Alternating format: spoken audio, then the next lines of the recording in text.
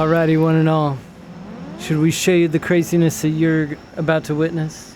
Might as well, while we flip some records and pull up the next. We've gone outside. Check this business out. How we all doing out there tonight? Yes, easy. My name is Librarian. This is From the Annex, and we've got Yola in the house. Yola. Man, I'm gonna do that probably once or twice, my bad. From Grand Ancestor Sound System here in DC, the presidential sound system, and I am so excited to talk to the man here. Just about where he's going, where he's been, and how he got to where he's got, because, man, this guy's got a story. Yes, sir. You got another tune you want to drop first, though? Yep. Yeah, this tune, it seems fitting before we dig deep into a few things. So, this song, What You Want to Be, is kind of what I want it to be. It's a song that I often open with in a lot of my sets. I like to start with roots, get to the future, know your roots and grow tall. But, yeah, this one always stays in the record bag, and this is usually one of the first tunes I play. Rusty International, Billy Boyo, and Little John. What you want to be.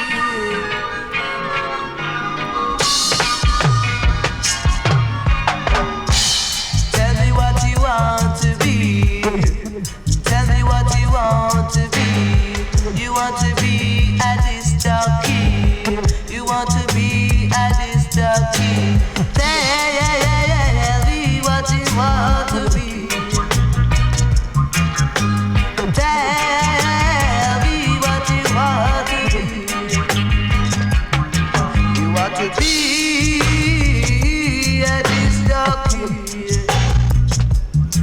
You want to go sometime to the movie. Tell me what you want to be.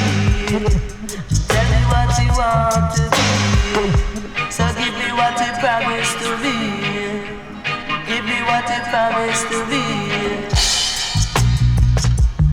Give me what you promised to me. Yeah.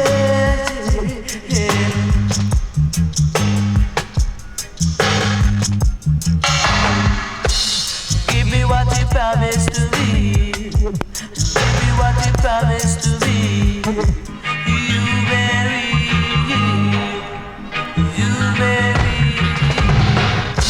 You are money. You are money. Sometimes you are better on this jockey. I be don't have no money. A little girl, what I left me.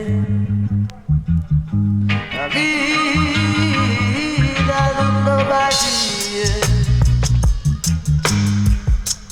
Tell me what you want to be.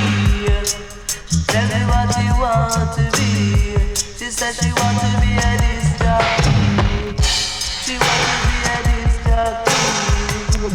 Tell me what you want to be. Tell me what you want to be.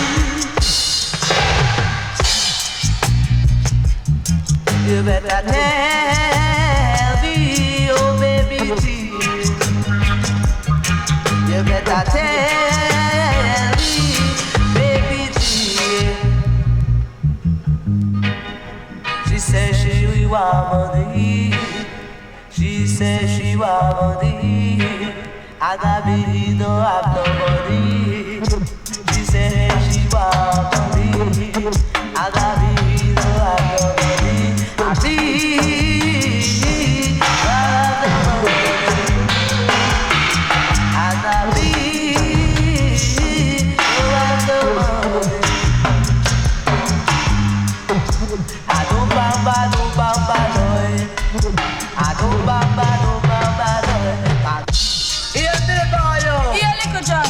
right now we come to Disco mix. And a cool combination. do it star. Different fashion. Tell them A murder.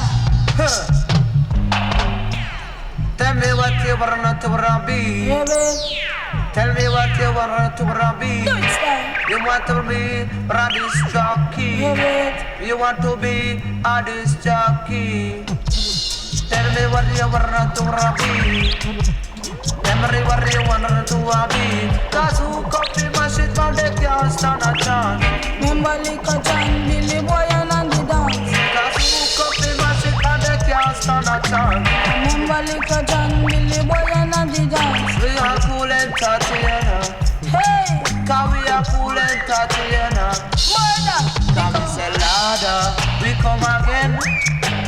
Boy, We we come tell your again. friend. Lord, around the bend. Hey, so tell me what you want to be. Tell me what you want to be. You want Alrighty.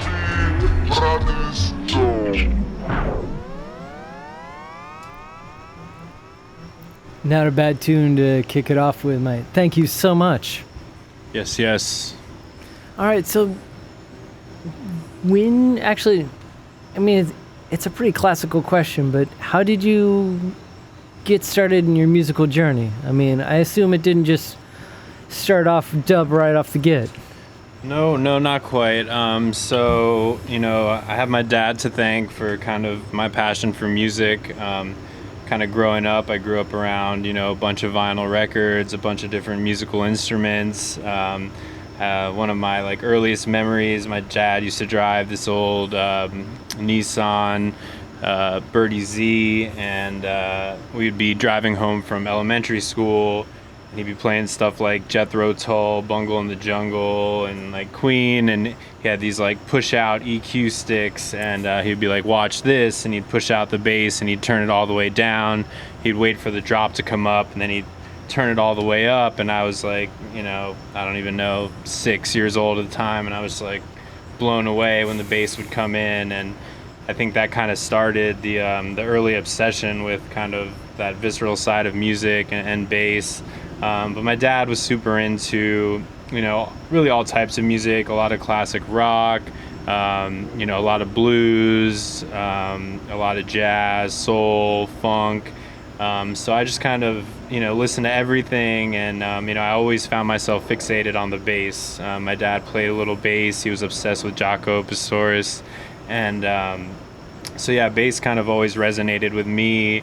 And then kind of when I started off on my high school journey is when I really started to dig deep into hip-hop. A lot of underground hip-hop, a lot of 90s hip-hop.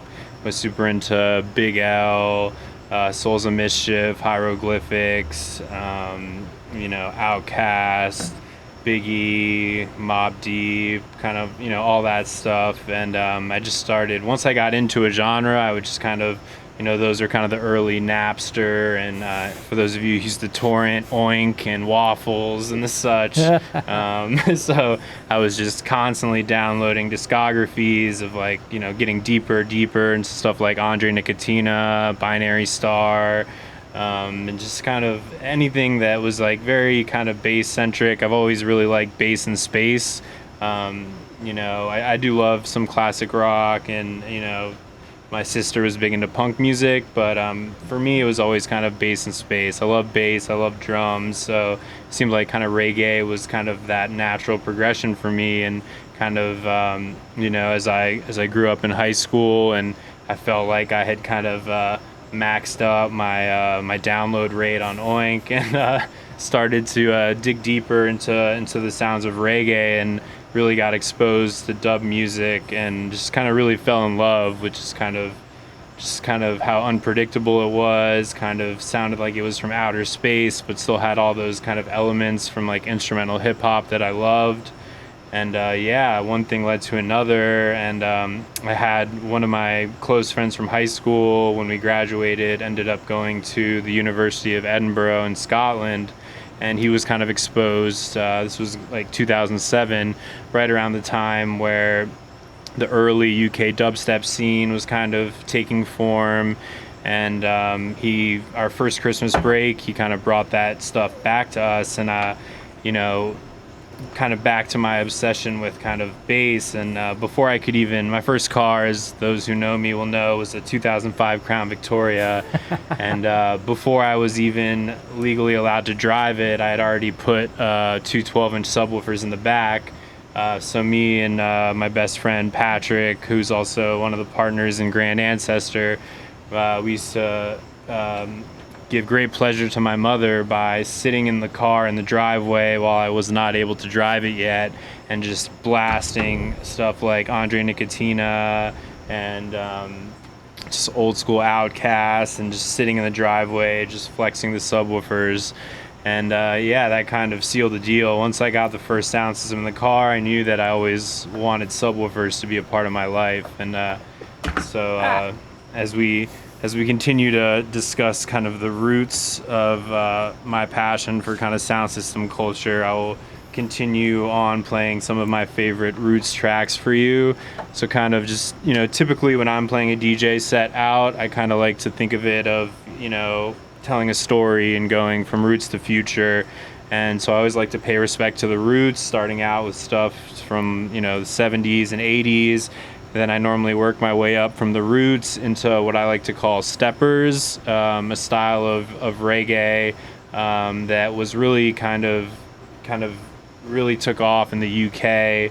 And it's known for its kind of four to the floor, constant like kick drum pattern. So I usually go from roots into steppers, and what us in the reggae community like to call digital, which is, you know, digital reggae, kind of like Game Boy reggae.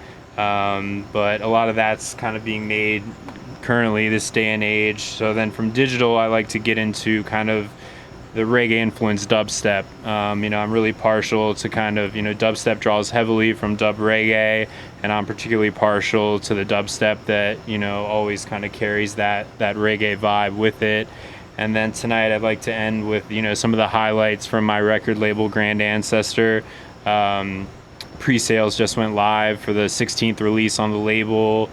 I think now this is our sixth year putting out records. It's a vinyl only imprint. It's just something I wanted to do. Vinyl's always been important to me, and I feel just like for the type of music I'm doing, it's kind of best heard in the vinyl format on a proper sound system. So that's just a decision I decided to make, to keep it to, you know, limited quantity vinyl pressings.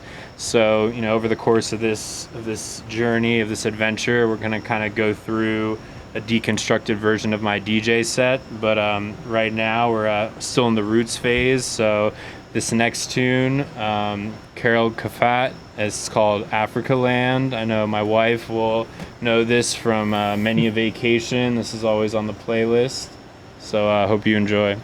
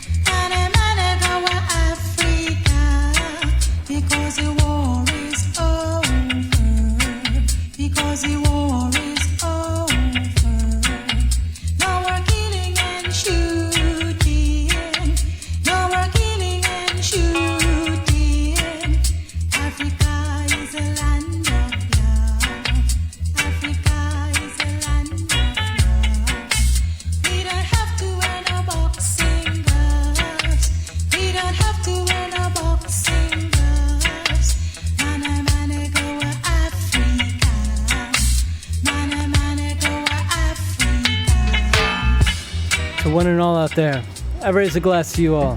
I hope you're doing well wherever you may be. Each one teach one. Keep smiling.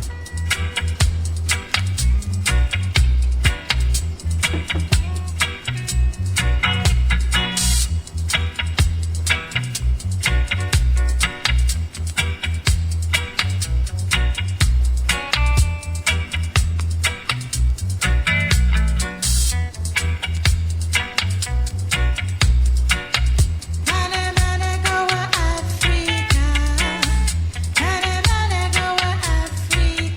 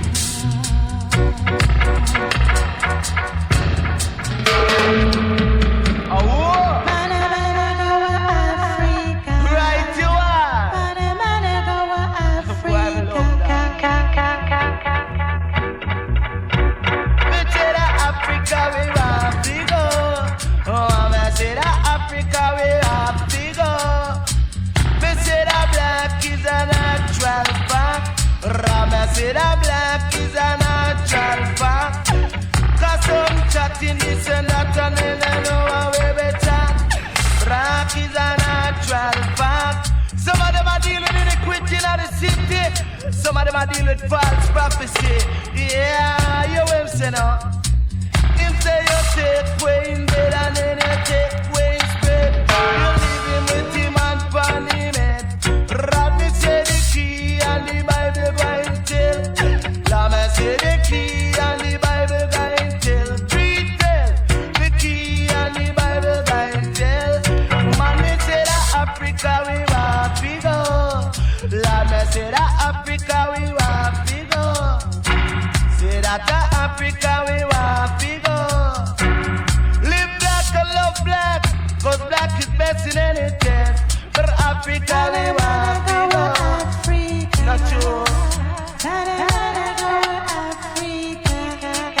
Hail Jah, a Calabar High. Hail to all other 19. Great David, greater son. Hail in this time of fighting Jah reign it on earth began. Jah comes to break down on all oppression. Set the captive free. Drive away transgression and rule equality. Yeah, Africa we want to go. Let me say be open the gate and make we repatriate. Open the gate and make we repatriate. Say one step further.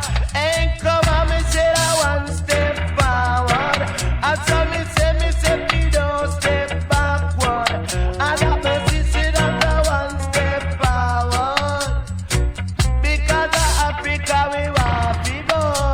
Oh mama say that Africa we want to go. Let me say that one step forward. And so me say me don't step backward. Yeah. Cause some chatting this and that, but them don't know where it's at. Black is a natural fact. I say that black is a natural fact. Well crucial, original. Proper. Man. All right. So, for those of you that don't know, man's got a sound system. Not only one sound system, we've got two sound systems now. But start with the beginning, start with sound system one. Like, what was the driving force that all of a sudden, I mean, obviously you're sitting in your car that you couldn't drive yet. Yep. Super stoked about bass. Mm-hmm.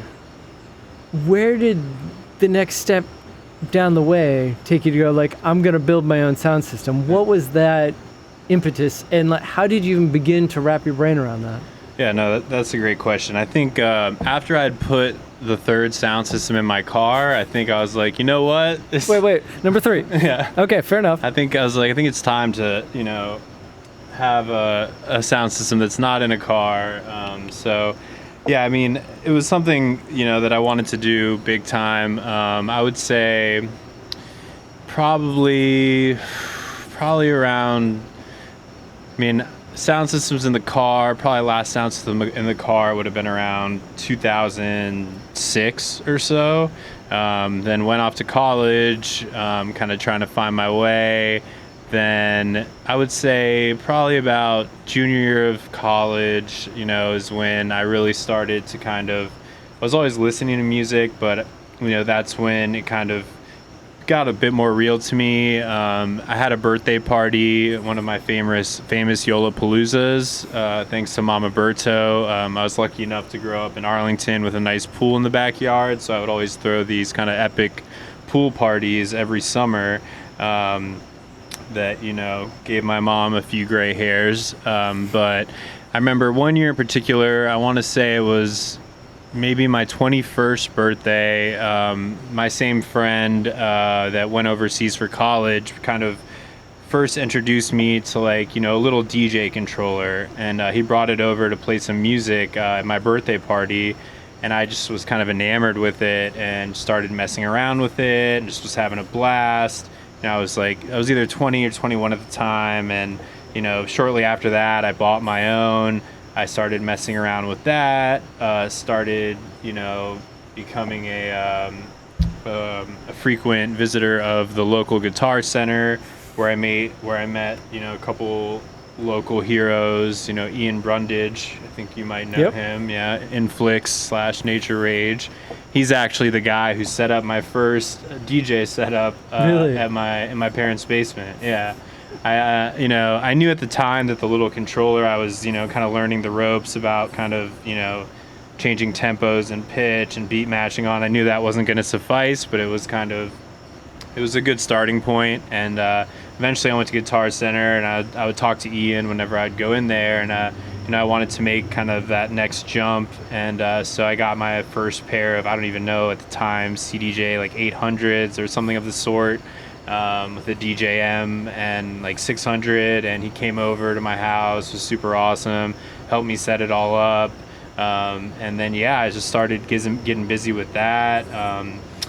My friend that, went to Edinburgh for college, he had also brought back a hard drive full of this music that just blew my mind, which, I would later learn was kind of early dubstep and kind of early, steppers and kind of UK sound system music. And, how it really won my heart was I loaded it onto an iPod at the time. We threw it in, sound system version 3 in the car, and it was just doing things to my bass cabinets that I had never heard done before. And I was just sold.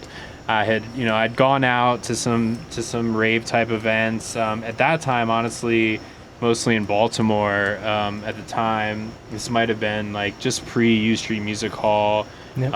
So this was early Steez promo days. Kind of, they were doing their like fall summer massives and stuff in Baltimore at Bourbon Street, and then soon after that I went to my first Starscape, and kind of as I started being exposed to these things more and more, I just kind of, that feeling like in my belly, I was just like, oh man, like, this is what I want to do. But at the same time, some of the sounds of, dubstep that I was hearing coming out of the US at that time weren't really lockstep with what I had been hearing out of Europe, and I felt like, people might really enjoy this stuff that my friend's bringing back and showing me that, hasn't really taken on here in the States yet.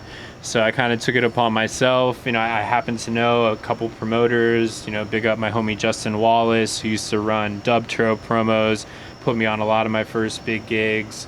And I was like, you know what? Like, I'm going to play this music that, I was listening to a lot of like Digital Mystics and Scream and Benga and N-Type and kind of that early dubstep sound, and no one was really playing it, and so I decided, why not me? So I started kind of buckling down, diving really deep into those sounds of dubstep, and then really becoming partial to the more and more like reggae influenced stuff I would hear, stuff like, Radical Guru and Mungo's Hi-Fi and Tesla Rock. And like once I heard, I'll play when we get to the dubstep portion of tonight's. Well, you know what? Why not do a little cameo as I'm talking about it right now. Shouts to Scotch Bonnet, Yeah, Mongo Scotch Hi-Fi, Bonnet, Mongo Hi-Fi, the Glasgow Massive. So I actually brought it with me tonight. Cool. So this tune from Stepper's Delight, it's a refix of an Uncle Sam tune called Round the World Girls. It's a Tesla Rock remix. I remember like it was yesterday, the first time my friend shared this song with me and I heard it, I was just like, yup, this is what I want to play. This is what I want to proliferate. Like, this is what I think people need to hear. This is what dubstep means to me. So, let's take a listen.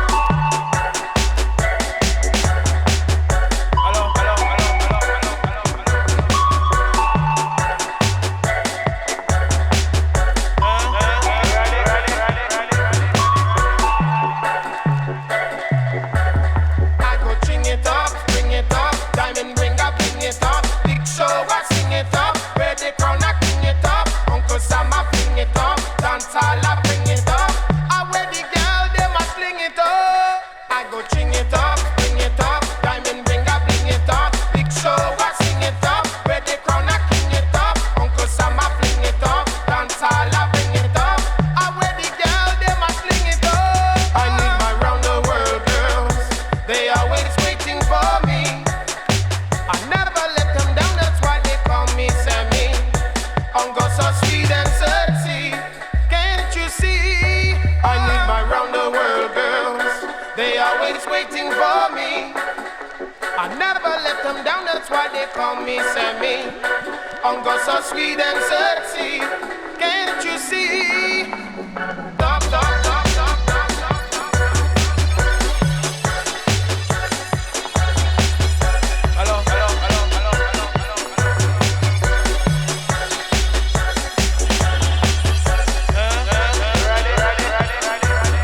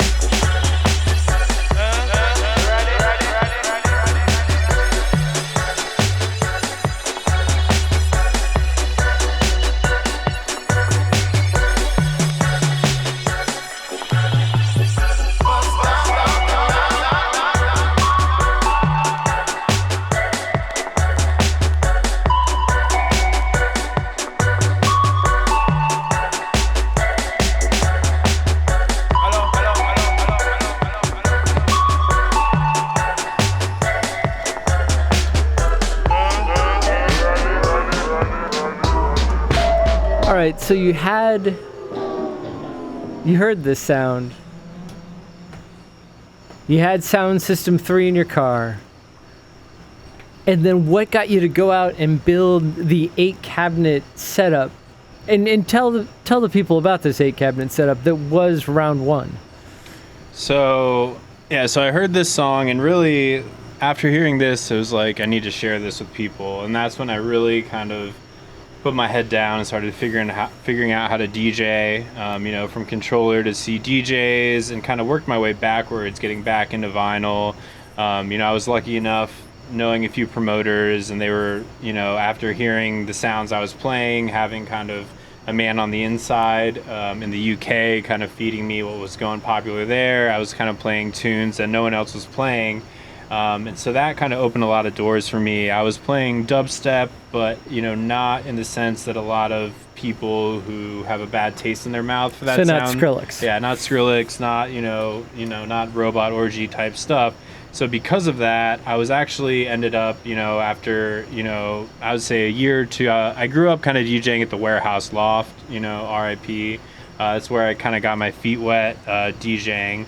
And then I met, some people that were doing Badass Raves and Steve's Promo, and they liked my sound, and they thought that I would be a good sound to open for some of their, I guess as it's called now, bro step DJs, because the problem they were having with a lot of DJs at the time was that their openers were just playing the same kind of tear out dubstep that their headliner was going to play, and that's just too much for your ears. You can't really do 7 hours of tear out robot dubstep, but I was never really interested in that sound.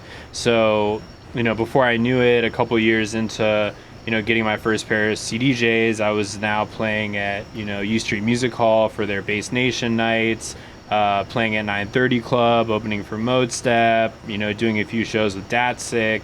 And just because they knew that I would play kind of stuff like you just heard, kind of like the root sounds of dubstep, still very bass heavy, but not just kind of an audio onslaught to your ears. So, that kind of kept propelling me forward. And as I got bigger gigs, I, buckled down more and more into my craft. And then I started trying to figure out, where I can go hear the dubstep that I like. And, that led me to Europe. And eventually it led me to Outlook Festival in Croatia, which is kind of like the mecca for the UK style of dubstep. They do a lot of drum and bass, hip hop, pure reggae. It used to be at Fort Punta Cristo, an ancient Roman fort in Stinjan, Croatia. And that was really where kind of the goal to build a sound system really became a real thing. I went there for the first time with some close friends of mine from high school, and that was my first time ever seeing these kind of handcrafted dub-style sound systems, and I was just blown away. The same way I was blown away hearing the tune I just played for you for the first time, times 10, like seeing these giant wooden speaker boxes that were just like shaking my nostrils. I left that first festival experience just totally inspired, not sure how I was going to do it, but knowing that I had to do it, that that was my life goal, that I could die happy knowing that I could have something resembling a system that was kind of showcased at Outlook. So I came back from Outlook. I want to say my first Outlook was 2014, maybe 2015. So I came back, I got with a couple of my close friends, my friend Patrick, my friend Scott. Scott was with me the first time I went to Outlook. And I pitched it to them. I was like, look, like if we each throw a little bit of money into a bucket every month, we can kind of knock this out step by step. First starting with the cabinetry, from there the drivers, from then the amps, and just kind of, one step at a time, kind of reaching out to different resources I had gathered along the way. Just kind of, at that point, I had been spidering my way through record labels, through sound systems I was introduced to, either through friends, through the internet, through the festivals I had gone to. So I was all in. That was all I thought about all day, every day. So at that point, we started doing monthly payments, each one of us, and we would, buy enough money to buy some Baltic birch plywood. My friend Pat, who was living on Speaker Plans Forum, we were researching different scoop designs, like super scoops, hogs. What do we want to do? What do we want to do for kick bins? What do we want to do for tops? And we would just I remember we would meet at like a coffee shop and just kind of go over.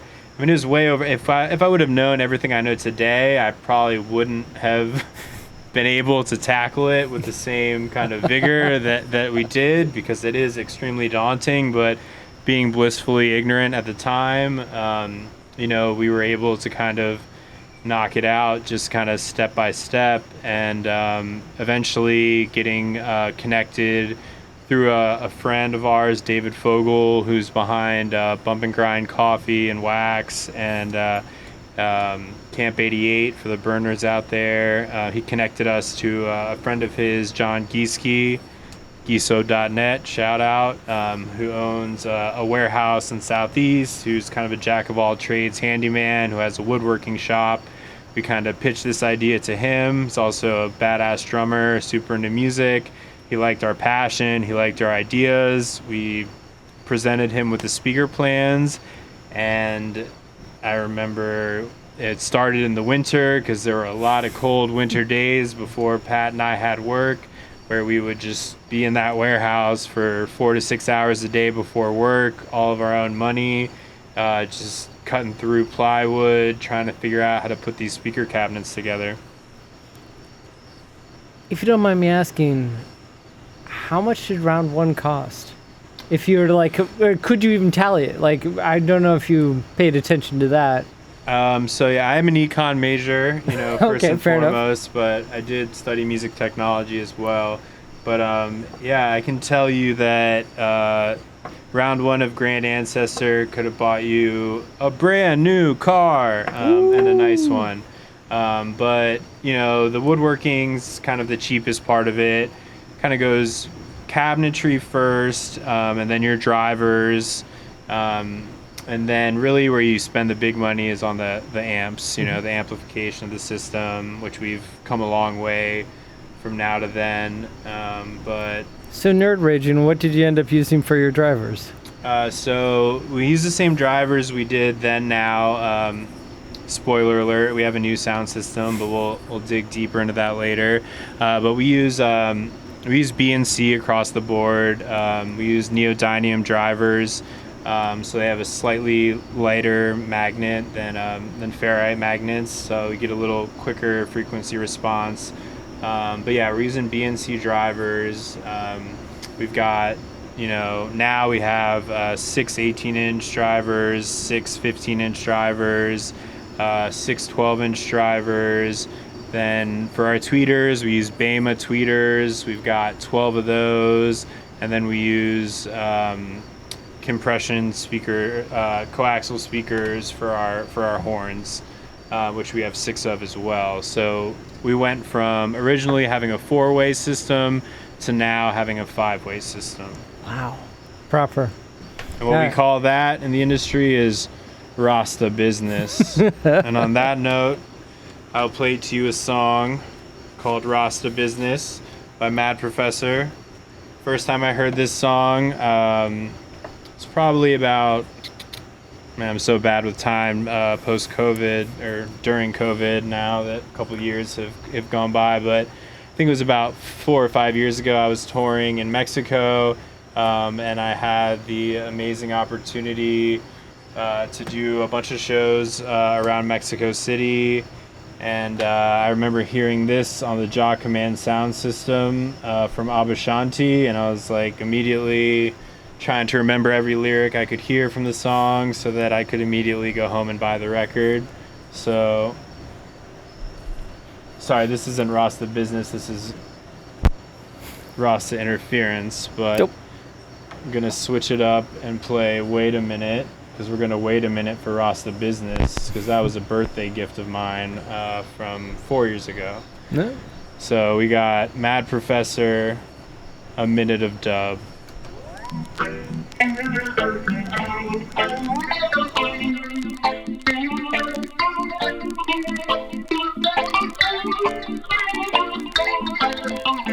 Wait a minute, wait a minute, wait a minute. Wait a minute, wait a minute, wait a minute. Wait a minute, wait a minute, wait a minute. Wait a minute, wait a minute, wait a minute. Oh, what you do with your crown? Oh, why you walk with a frown? Oh, why you hide in the crowd? The system is making you drown. Why you hide in the crowd? When you used to walk around, you were so proud. Wait a minute, wait a minute, wait a minute. Wait a minute, wait a minute, wait a minute. Wait a minute, wait a minute, wait a minute. Wait a minute, wait a minute, wait a minute. Who job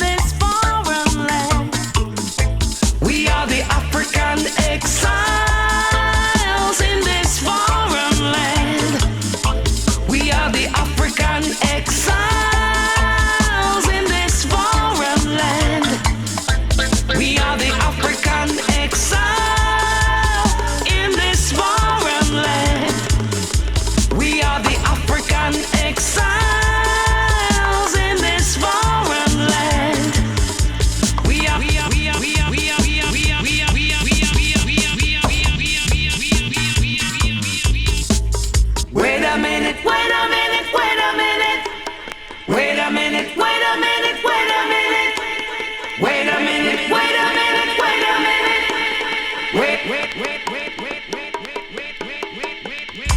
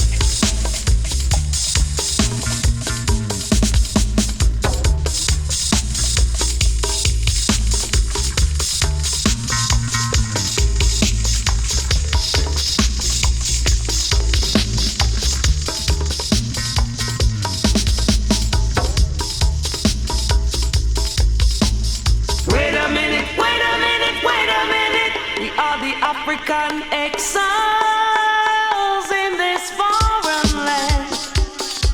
We are the African exiles in this foreign.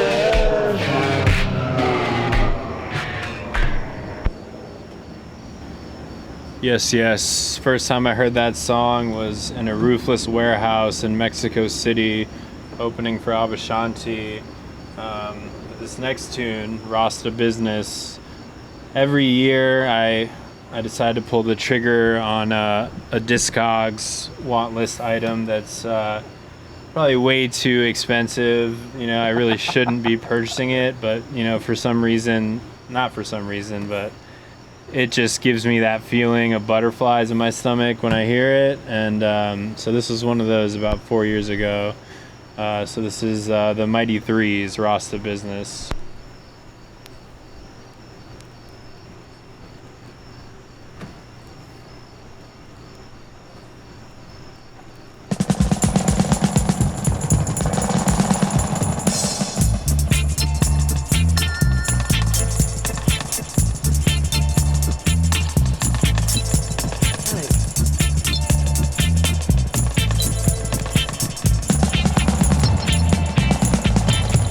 Run around.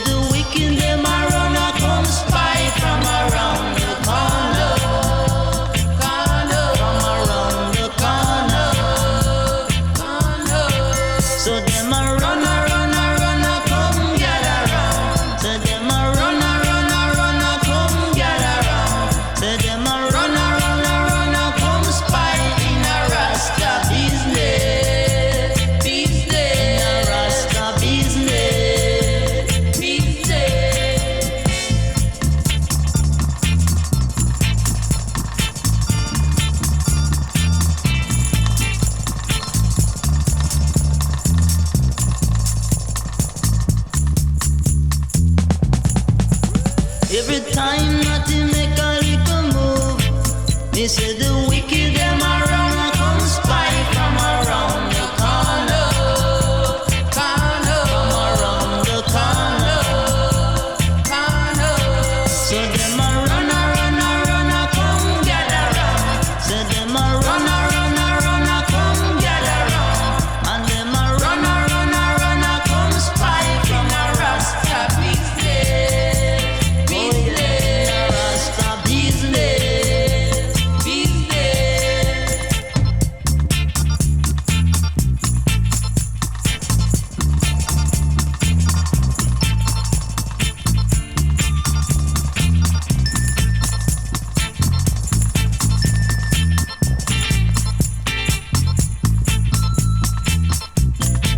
So them a run, come gather round. So them a run, come gather round. And them a run, come spy in a Rasta business. A Rasta business. A Rasta business. All right, so proper Rasta business. You've gone from 2.0 or 1.0. When did the record label happen? Was the record label before the sound system, or was that after the sound system? I think I'm muted on the mic. No, man, you're good. You're good. The other one's a dry mic. So the record label started before the sound system. The record label, I want to say, started in 2014. I've saved some of my favorite Grand Ancestor selections for the close of tonight's show, so stay locked in. Yeah, the record label happened first. I used to go up to these parties in Brooklyn. They started as Dub War and eventually grew to be called Reconstruct, because after the war you have to reconstruct. They used to be at different kind of DIY warehouse spaces throughout Brooklyn, and I got connected with a few different people who had already kind of started record labels, and I knew I wanted to, kind of for the same reason that I was so attached to that style of early dubstep that I wasn't hearing in the US, and then eventually grew to love that really reggae-focused kind of dubstep. Was kind of the same reason I wanted to start the record label. I felt like, there were a couple labels doing it, the War series from, Matty G was one in particular. But I feel like there wasn't really a lot going on in the way of that, especially not coming out of the US. I kind of got with a couple of people in New York that had already been running record labels, and kind of started picking their brains. How do I do this? What's the process of starting a record label? Signing a tune, getting it, mixed, mastered, getting a, production and distribution deal, setting up your own distribution network. Do you want to do digital? Do you want to do vinyl? And I knew I had I started it as a white label project. It still kind of is a white label project. I have a very minimal white label artwork now that just kind of is the branding of Grand Ancestor has evolved. So has the label artwork, but kind of the idea with Grand Ancestor as a record label has always been kind of, minimal, let the music do the talking, kind of going in line with the whole bass and space thing I fell in love with. I love amazing artwork, and I love the artwork I have for, the Grand Ancestor line and all that, but I wanted to keep it, simple, stupid, sweet, and kind of let the music do the talking, and spend that extra money to make sure it's 180 gram vinyl, and making sure the records were, proper weighty. So yeah, around 2014 I started the record label. All right, so two questions. What was the first release you did with Grand Ancestor? And then I'll have a follow-up here in a moment. So the first release I did with Grand Ancestor was with a New York-based artist called Cuddle. It's a song called Backjaw. We used to call kind of unreleased songs circulating amongst DJs. Kind of a little backstory there. Also around like 2014-15, I started doing a radio show on Sub FM. It's an internet radio station based out of London. And as I started kind of becoming more established on the radio station, I started getting sent kind of more and more unsigned music, to play and promote, so the artists could kind of get an idea of what people thought of it. And so I started getting a lot of songs that hadn't been signed to labels, and I heard this particular tune from this guy, Matthew, aka Cuddle, and the song's called Backjaw. And I know I'm kind of skipping all over the place now, but since we're talking about it, I'll go ahead and pull that tune. But GAO1, we pressed 500 copies. We actually sold out within the first couple weeks. And then through throwing my own parties, something I know I haven't touched on yet, but around 2013, I started throwing my own party called Computer Age, which was kind of a roots to future reggae party. I started at Patty Boom Boom's, and then R.I.P. Patty Boom Boom. R.I.P. And then from there, I kind of went on. They shut down. I started doing it on Wednesday nights at Flash, and then from Flash, I started doing it at Zeba Bar, and then eventually started doing it on my first Grand Ancestor Sound System. But yeah, I'll give you a little teaser of some Grand Ancestor to come by playing for you the first Grand Ancestor release. Proper. Now, for those of you that may not know, man is walking around with a boot. Broken leg ting. Dude jumped off a balcony. Not just a porch, a balcony. He's got multiple screws in his leg.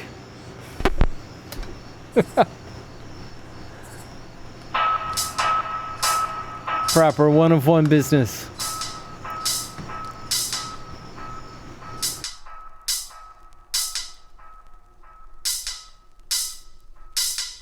So yeah, so this first release from Grand Ancestor kind of really embodies the whole bass and space concept that kind of first drew me to dubstep.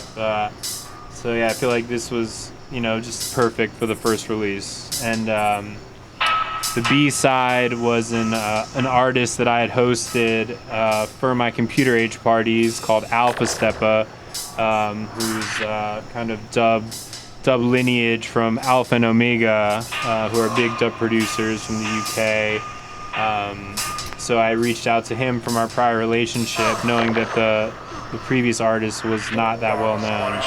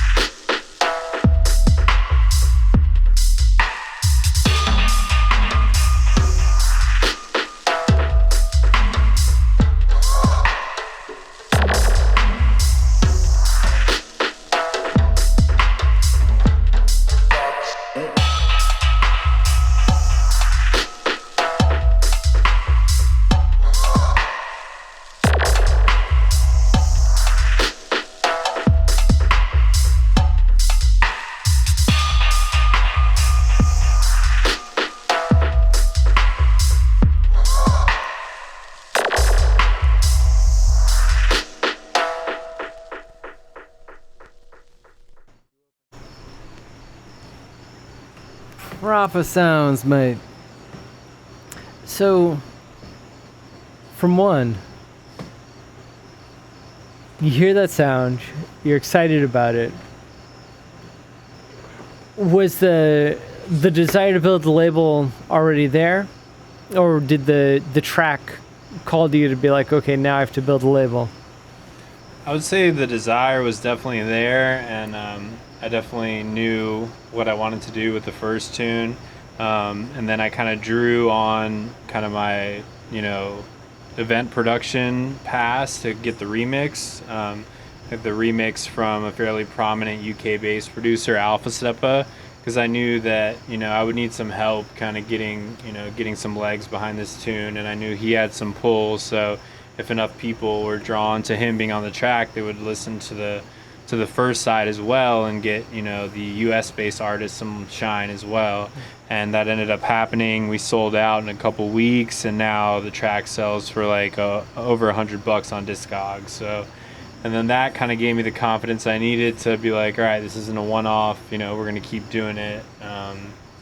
So stay tuned for some future Grand Ancestor releases later on tonight's show. On a side note, that's got to make you feel pretty proud. As far as your baby goes out there, and then later on in Discog, it's shelling out $100 to get that first release. Yeah, I mean, it makes me feel proud. A lot of people are like, why don't you do a repress? People want it, Yeah. But just part of, I don't know, the whole vibe of the label and just the way I see it, it's just kind of like if you were there, you were there, Mm-hmm. And if you picked up on Grand Ancestor later, then you were there for those tunes. And myself being a vinyl collector, I've been on the short end of the stick a few times, and your vinyl collection is a true depiction of you and music and where you were at what time and what you were hip to and what you grabbed. And so I'm a firm believer in that. I think there's no truer representation of someone's taste in music than listening to them play a bunch of vinyl. You only have so much money. I could spend all my money on records, but I can't. I got to pick and choose and get that birthday track every year. And, so when you hear me DJ, you're hearing me like as a person and what really moves me. And I think a lot of that's lost in the whole kind of 99-cent grab bag day that, kind of is, digital DJing today. Not to say there's not a lot of great digital DJs, but for me, even if it's outside of a genre that I'm particularly interested in, if you've hauled a big bag of records up to your gig, regardless of genre, I'm going to sit there and listen and see what you're into and see how you touch the wax. Now on that note, what's the next one you're pulling for? So I talk about from going roots to future, and so we kind of covered the roots section. So now I want to get into future, which is something I touched on earlier, which is steppers music. So steppers, you've got that kind of that relentless kick drum, that kind of four to the floor that you're almost reminiscent of house music, but not quite. You have it on every downbeat. You've got the kick drum. So this is from the production is from an artist from Grand Ancestor. You'll hear later, Ross Muffet. This song's called Higher Than High. It's from a label called Roots Injection that I love. But yeah, this is what I like to call early steppers, because the digital age definitely kind of took steppers to a new level, but this is kind of the early onset of steppers music.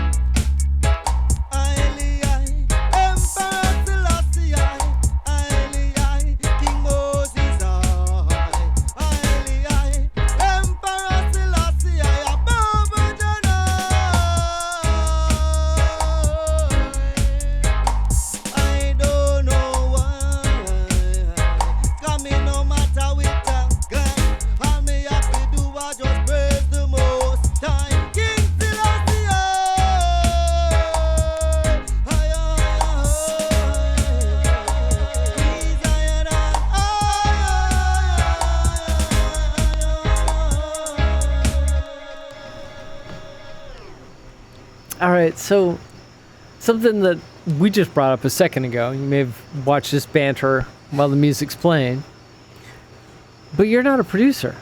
No, sir. So you're a record label owner, and it's not a producer, which is such a rarity and such a fun elite class that you sit in. Why? Yeah, so I mean, I definitely, tried my hand on the various DAWs, and Logic and Ableton and Fruity Loops, and I mean, just the way my brain works is just I was never interested in just kind of like finding that perfect kick and just nailing in that snare and just getting those kind of perfect sounds going. To me, like, I was just so obsessed with finding that next artist, that next record label I hadn't heard of, and sharing it with people. I guess because of the way I fell into this genre of music, kind of basically, from a friend overseas bringing something back that was literally about to like revolutionize dance music in the U.S. as we saw with, the advent of EDM. I just wanted to I spend every waking moment I could spidering through record labels, okay, that artist released on this label, and worked and just kind of just finding the next song that moved me and just sharing it with people. And there's only so much time in the day, and for me it was all about collecting records and then playing them in front of people.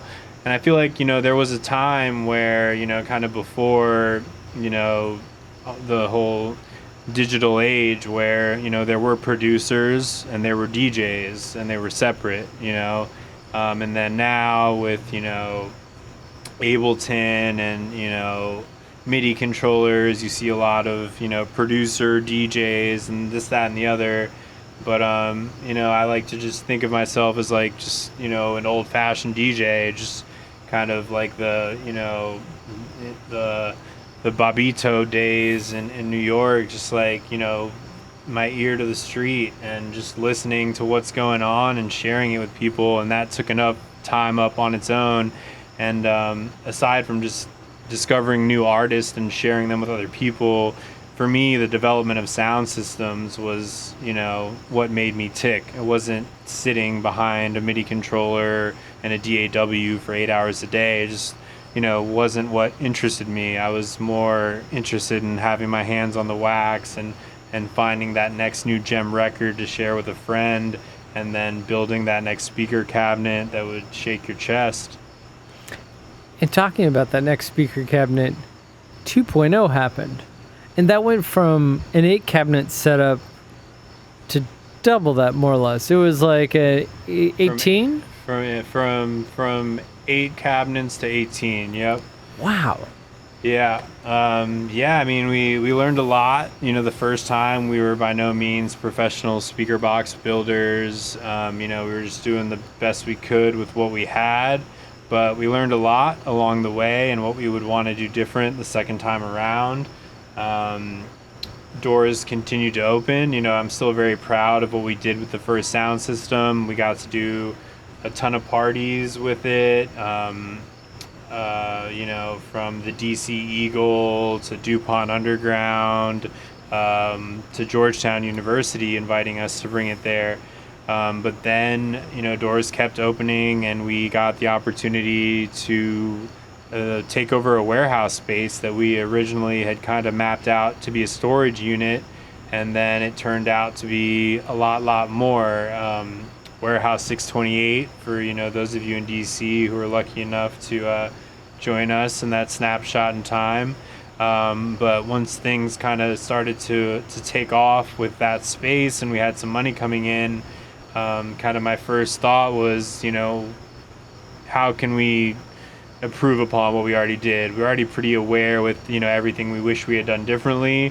We were not professional speaker box builders, but through our process and our effort, we got connected to a lot of people in the scene, specifically Jason Gabon, Boxman, shout out, in New York. And he took a liking to what we were doing and, offered to help us kind of design our next sound system, GA 2.0.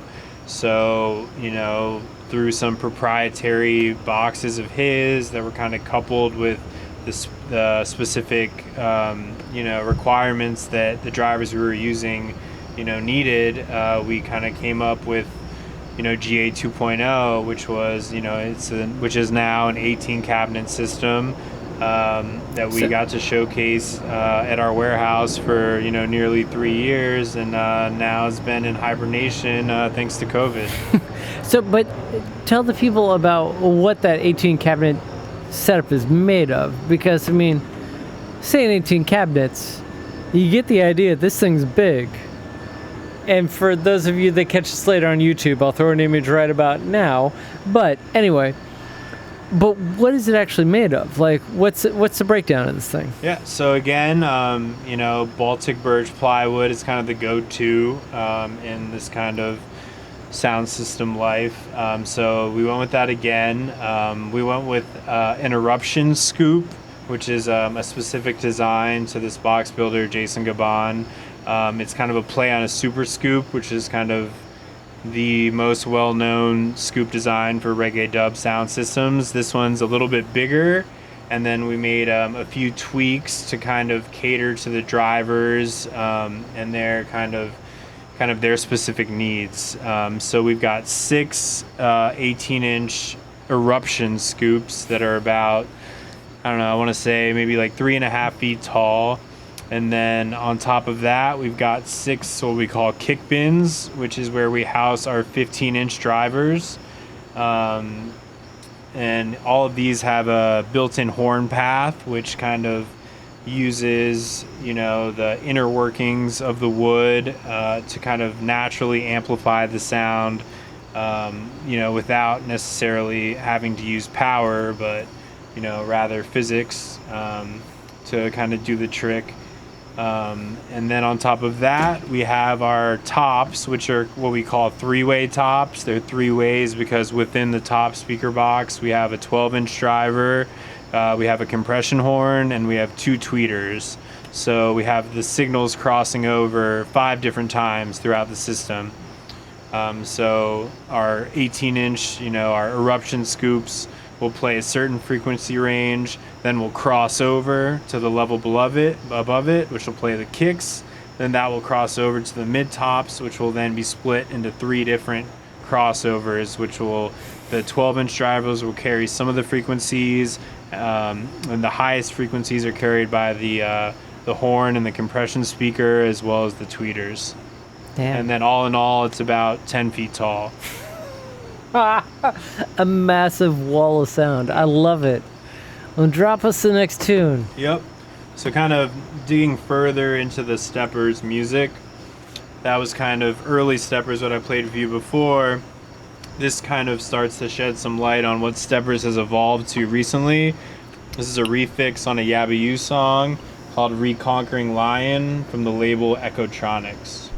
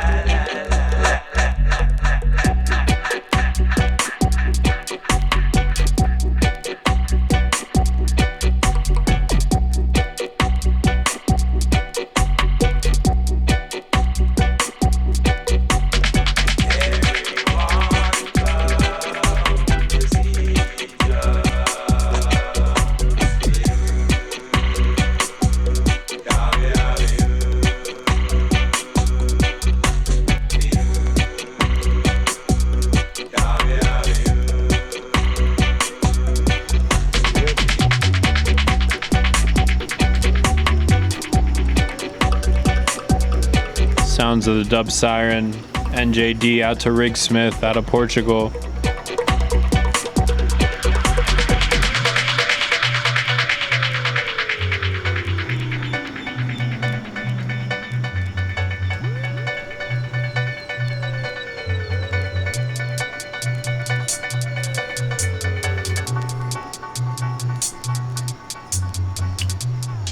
Time is passing and moving. Want to keep it going on the stepper's tip so you can see the evolution. This one a white label.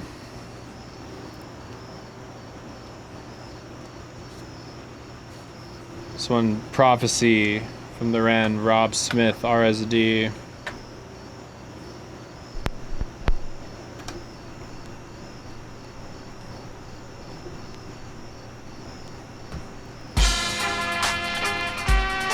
Just in case if you've spaced out or spaced in, this is from the Annex. Welcome in, one and all. Hope you're smiling.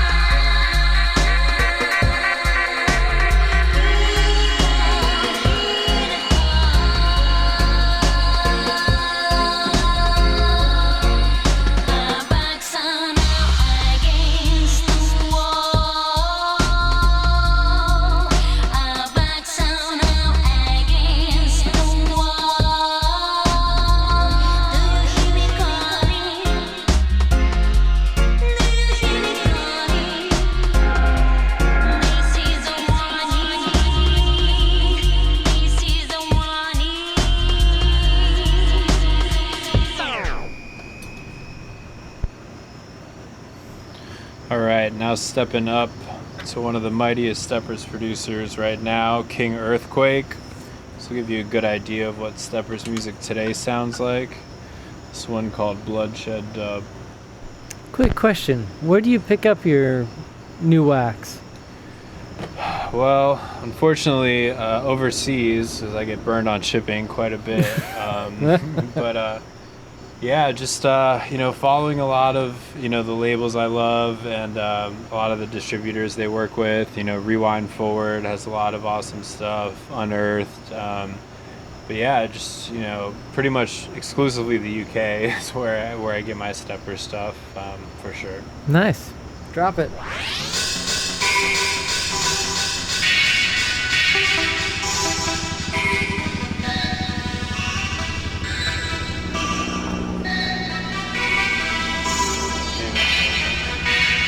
David, big up, David.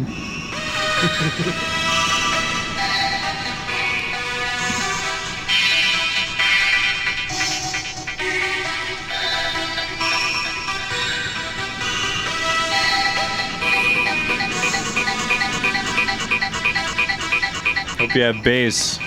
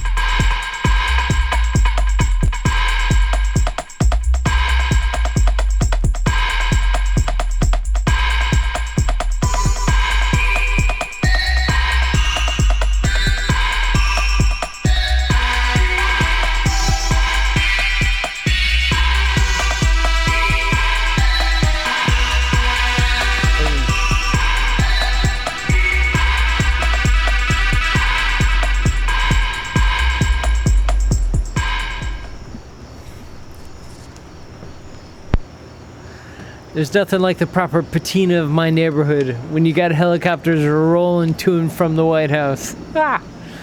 Proper DC styling. I hope you all are enjoying it all. If you've yet to understand who you're listening to, this is Yola from Grand Ancestor Sound. Keep smiling.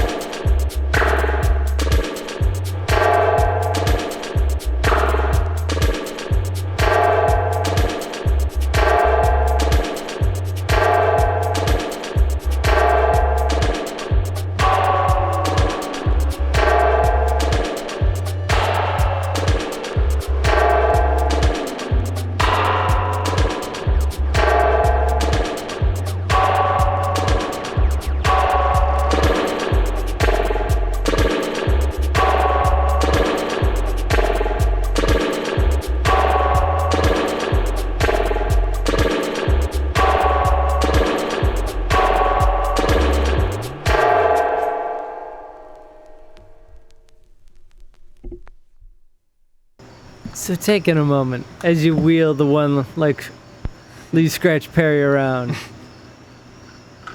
I've got another question in the wings, but do tell about hanging out in the back with Lee Scratch and how on God's green earth did that happen and how did that set up? Like, just give us a full 4-1.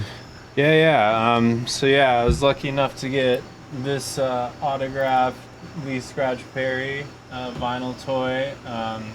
Just kind of through throwing my own kind of intergalactic reggae nights of my own. I think the cosmos were meant to bring us together, but I've got to thank my homie Emsh, Subatomic Sound System, formerly based out of New York. He's out in LA now.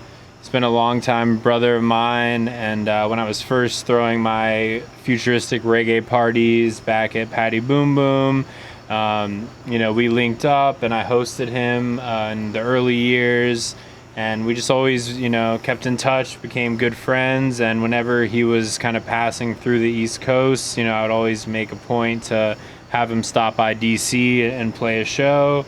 And, he would do the same. And when he and Lee went on the Return of the Super Ape album tour, one of their stops was at the State Theater out in Falls Church. And he had me and Thomas Blondette come out and run tunes. And, I got to open for Lee. And then after the show, we got to hang out in the green room together, and that ended up with me just starting a beatboxing session with Lee, just kind of chanting and just doing his thing over it. And it was just kind of one of the most epic nights of my life that I'll never forget. And then from there, a few years later, they came back around the area. They played at Rock and Roll Hotel. They hit me up again to open for them. So, I got to hang out with him again and, do the whole song and dance all over. And yeah, he was such a pioneer, such an innovator, such like a human embodiment of what dub music was. And, I'm so sad that he's gone, but at the same time, so glad that I got to meet him.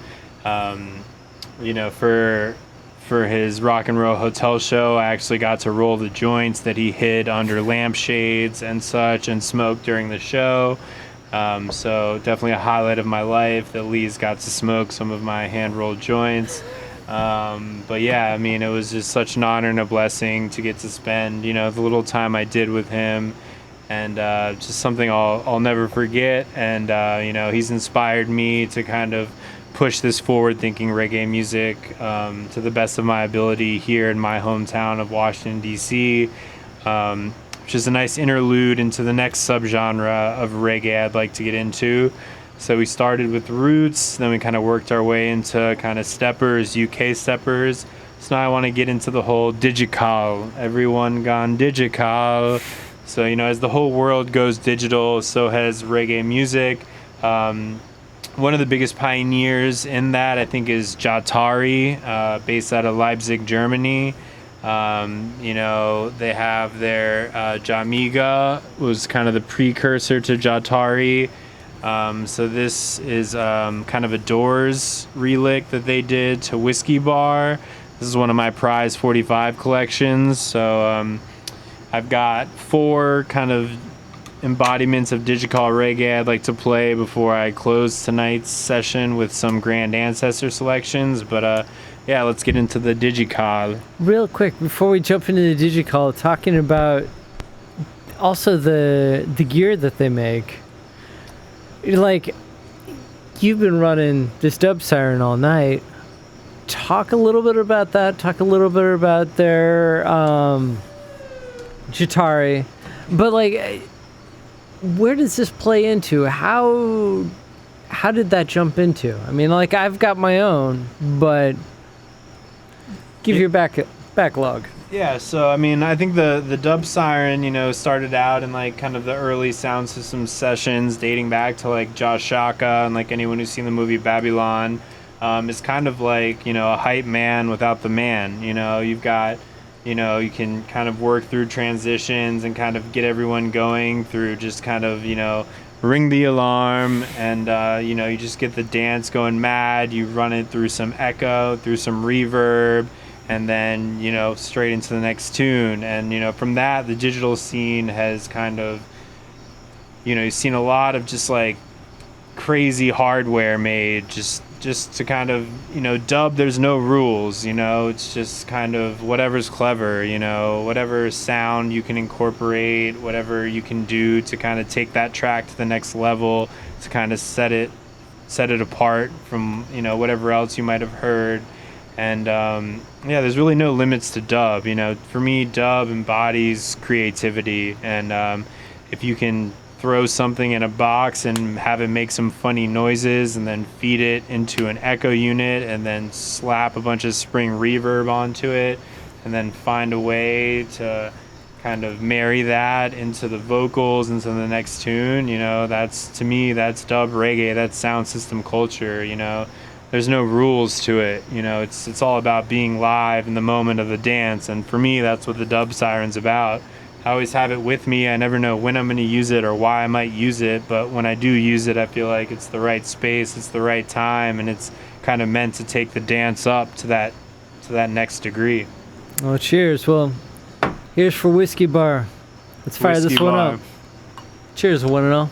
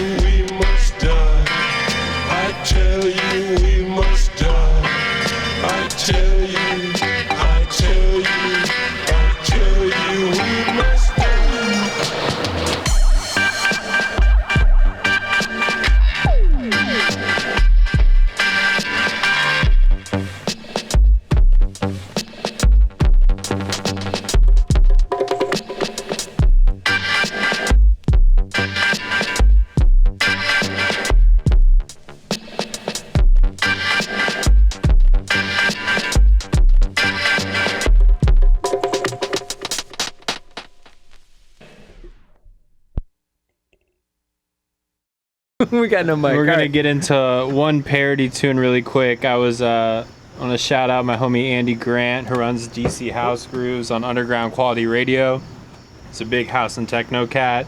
I was over there doing a selection of my weird taste in music for him, and he like stumbled around his thousands of records, and he was like, I've got this record and I never play it, and I feel like I was meant to give it to you. And it's like, it's this parody record, and it's off a Chariot, and it's one of the wildest things I've ever heard. So I'm gonna play for you one of my favorite tunes off that real quick before I get back into the digital.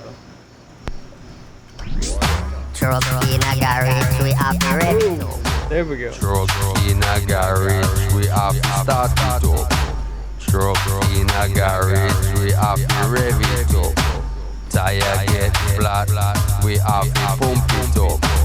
Battery get flat, we have to charge it up. Truck in a garage, we have to start it up. Truck in a garage, we have to rev it up. The young gal a pass, we have to whistle up. Me drop all me spanner, me have to pick 'em up. Come on, fam. Give me some numbers here. We've got tunes to give away. Truck in a garage, we have to rev it up. Tire get flat, we have to pump it up. Battery get flat, we have to charge it up. Truck in a garage, we have to rev it up. Truck in a garage, we have to start it up. Oh. Well played there, Jimmy.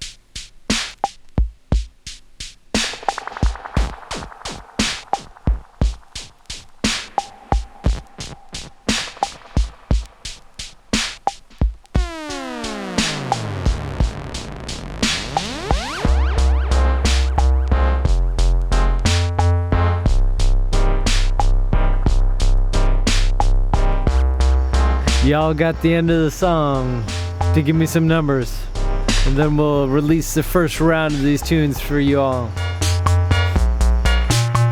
There we go.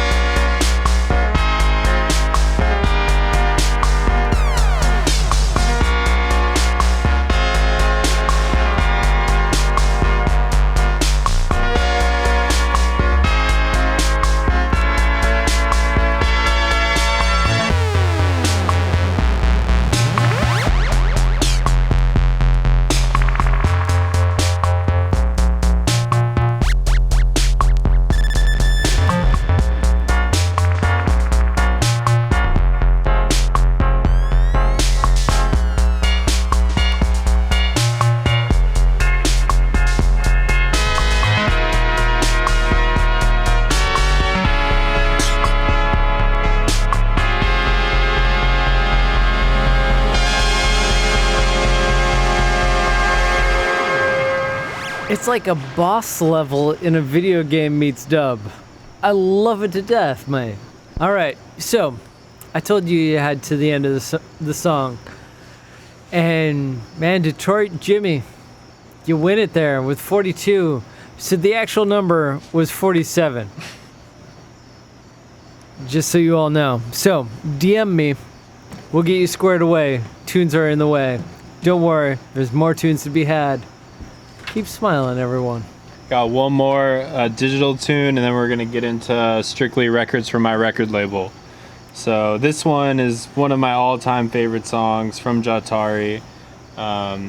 Last example of what I like to call digital, and then strictly releases from my label to close off tonight. Big up to Ocean for having me out. Big up to everyone who's locked in. This is Yola from Grand Ancestor Sound System out of Washington, D.C. Sound boy, won't you go home? Go home, go home, go home, go home, go home to your nana. Your nana, you can't play this your sound, yeah. Sound boy, won't you go home to your nana. Your nana, go home to your nana. Your nana, you're too young to play that sound, yeah. We've been checking you out. Young sound boy.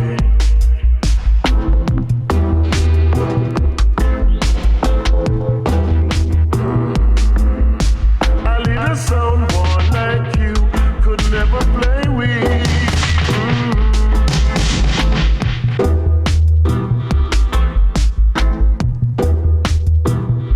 Go home to your nana, your nana. Go home to your nana, your nana. You're too young to play that sound, yeah. Ooh, you're too young to play that sound, yeah.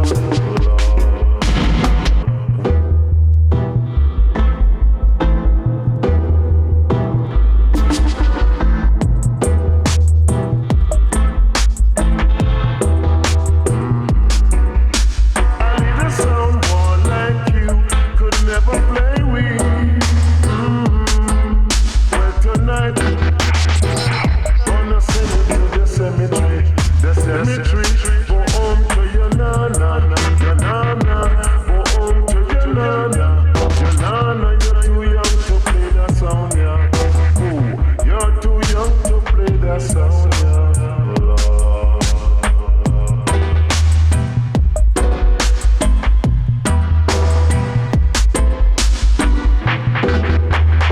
You're too young, too young, too young, too young, too young. Sound boy, won't you go home? Go home, go home, go home, go home to your nana. Your nana, you can't play this your sound, yeah.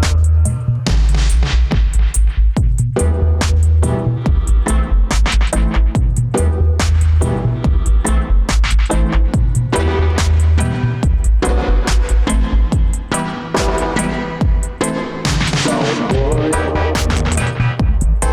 sound.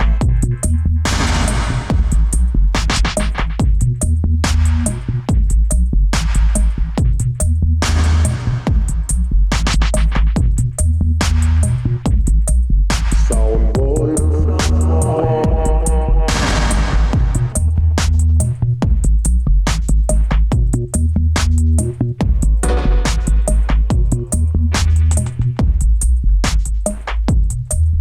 sound boy.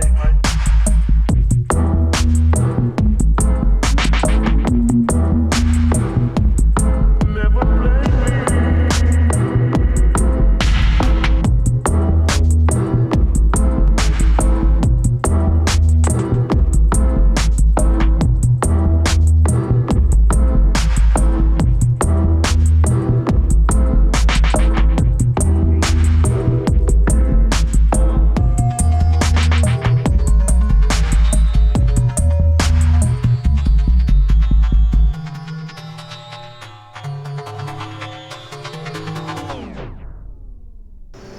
So we've glanced upon this a couple times, but your speaker stack is kicking it in a warehouse. Do expand. Yeah, so yeah, when we Probably 2017, we were looking for storage for our first sound system, GA 1.0. Anyone familiar with DC, we were kind of right under the Rhode Island Avenue Metro over by the Home Depot. And, you know, through a family friend of mine, we got connected to this kind of just former car-to-go turnaround spot that was vacated. And my homie was like, hey, you can store your sound system here. And I was like, all right, awesome. So we kept our sound system there. And, you know, we quickly realized, like, hey, like, you know, we could throw a party here. It'd be pretty dope. We have no neighbors, the end of an alleyway, under the metro, behind the U-Haul. So we did our first party there. I think it was the 3-year anniversary of our sound system, and went super well, and things progressed from there. We kept doing parties. We were already doing sound for other promotion companies in DC, whether it be, you know, Rome or Sequence or different, you know, Cadence, different drum and bass, like techno, whatever. Like, we were down for it all. As long as you were passionate about the sound you were pushing, we were willing to provide you high fidelity sound. And then that took off, and for a good 2 years we were running kind of the premier underground music venue in DC. Thanks a lot, COVID, for kind of fucking that up. But yeah, I mean, for a good 2 years I was living the dream. We were able to develop GA 2.0, debut our second sound system. We were running parties till 7 o'clock in the morning and just kind of doing what we always wanted to do. Just providing great sound for great music for people that really cared about the music. It wasn't so much about the scene. It was about, you know, head down, eyes closed in front of those speaker cabinets. So yeah, we were running a warehouse space in DC for nearly 3 years before COVID hit. Unfortunately, COVID took that away. But before I get into the Grand Ancestor tunes, I actually forgot a step in the progression of warehouse dubstep.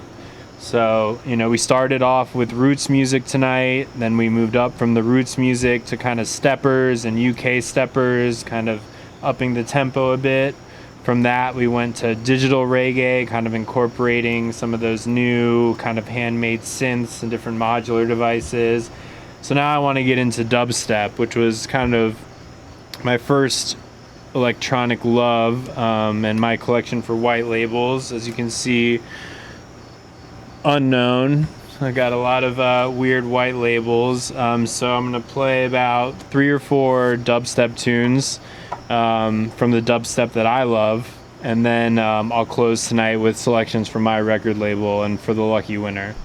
But I have a good feeling some of these tunes you've never heard. They only exist on vinyl, and you might never hear them until you're at a Grand Ancestor show. So enjoy.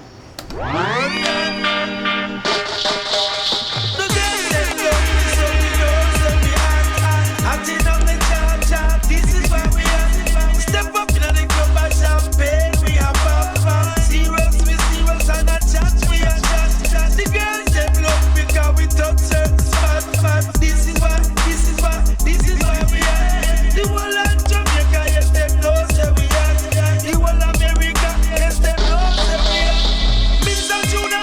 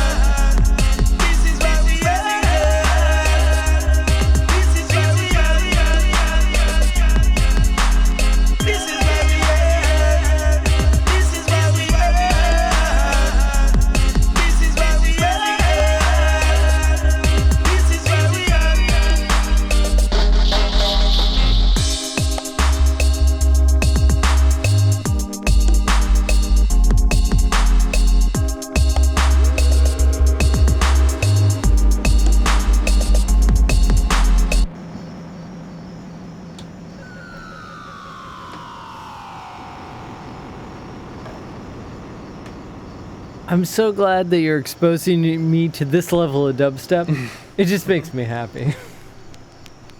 I knew it was out there, but I didn't have as much exposure to it. Thank you.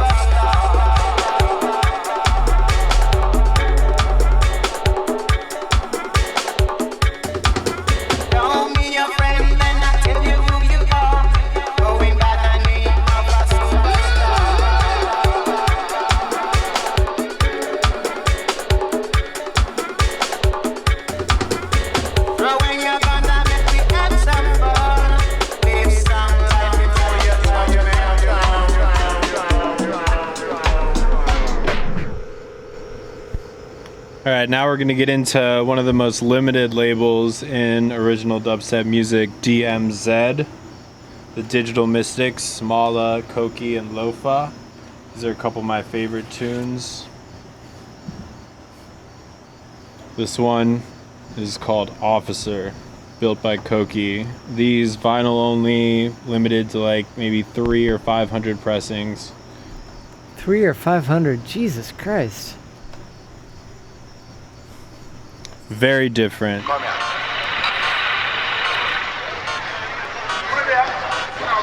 have another box.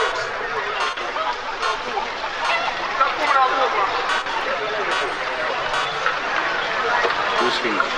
No, well, brother. We shooting last week. It was 19. Who them? Gunman from other era, sir. I look for you, them skinny or dumb. You know them?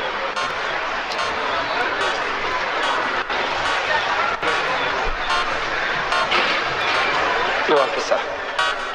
No, you have them. You know you know them.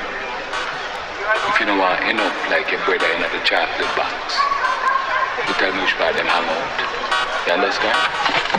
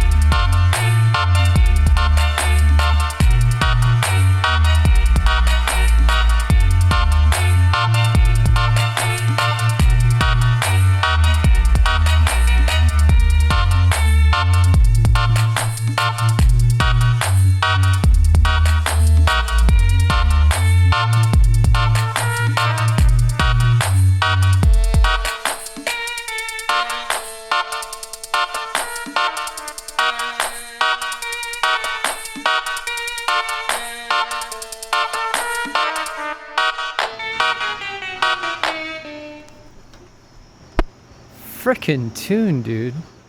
One more selection from the DMZ.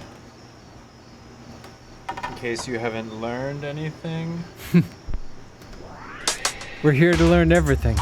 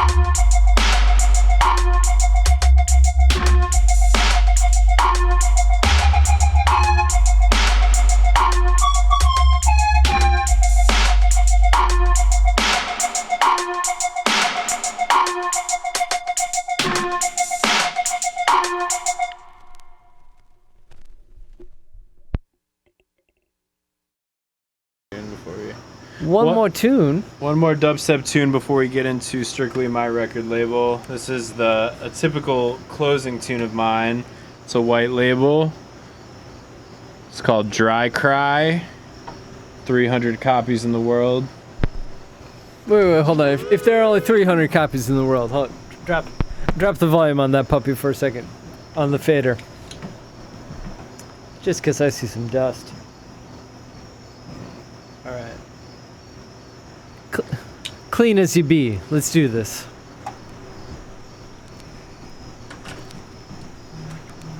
John Hayes, mad love and respect. And just in case if you spaced out or spaced in, this is from the Annex. This is the DC Spotlight with Yola. Grand Ancestor Sound System, mad respect. That one your name Dry Cry, even tell.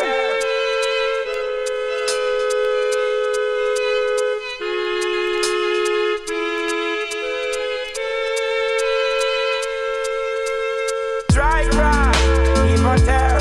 Sound for them just like, but who cares?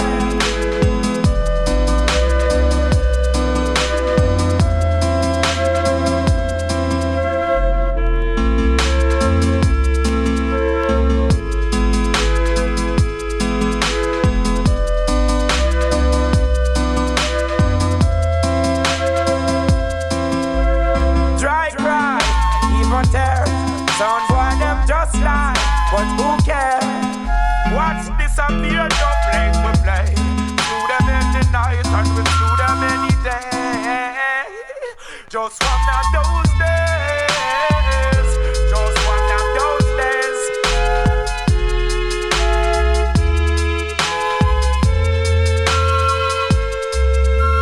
Dry cry, even tear. Sound boy them just lie, but who cares?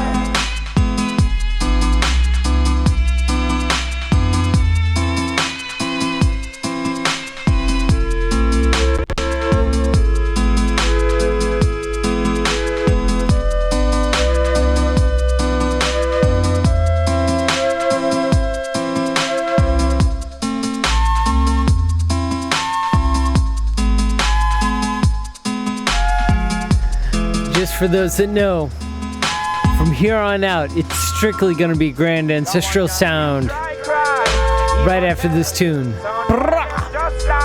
Hold tight, one and all.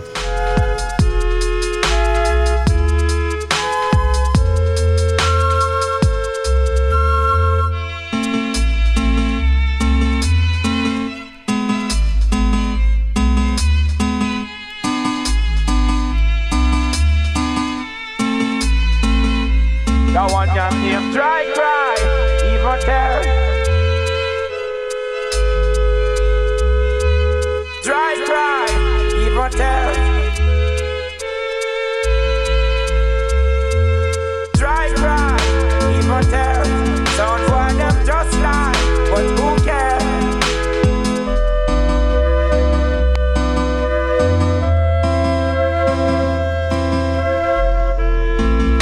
So who in their head? Here's the drum and bass remix, question mark.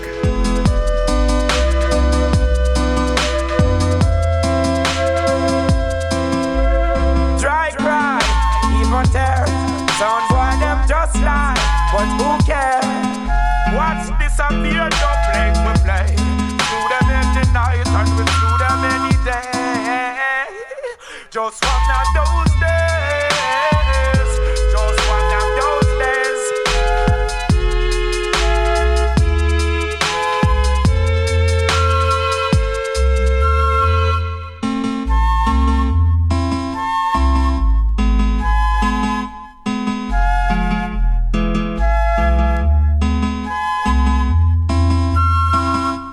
That one your name Dry Cry, even tear.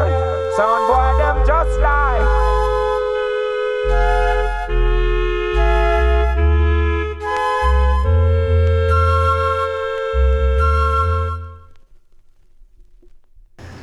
It's only funny because I just finished reading Homer's the Iliad.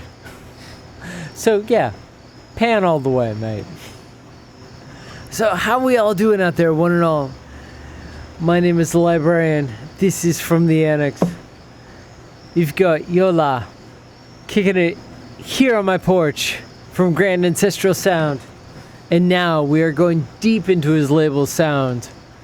Shall we go? So we heard GA01 earlier today, so next one we're gonna hear Grand Ancestor 06. This is one of my favorite 7-inches we did on the label. It's a vocalist from Leipzig, Germany, called Jane B. The rhythm maker is a guy named Naram. He's a Kiwi. Also does a lot of work with Jatari. But this is a tune from Jane B's demo take that we re-licked and pressed to a 7-inch. And this is one of my all-time favorites, called Careless Lover. Careless lover, careless lover, no one who careless lover. Me can't take a careless lover. Oh no, me can't take a careless lover. Me want a lifetime lover. Want a lifetime lover. Me can't take a careless lover. Oh no, me not take a careless lover. Look how me deal with the matter.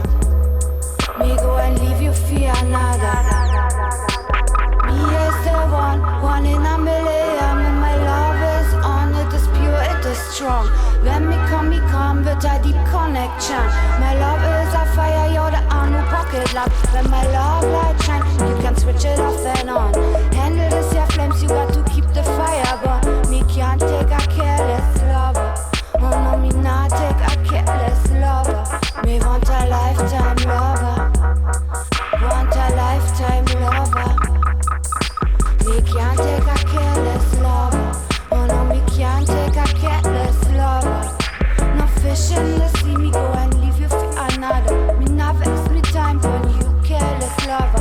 Some wanna be my lover, but them not serious about the care. Because they are busy and there and everywhere. The careless lover must have a lot of love affair. Young birds better run. Jane be your grown and a veil. I don't want my love turned in a nightmare.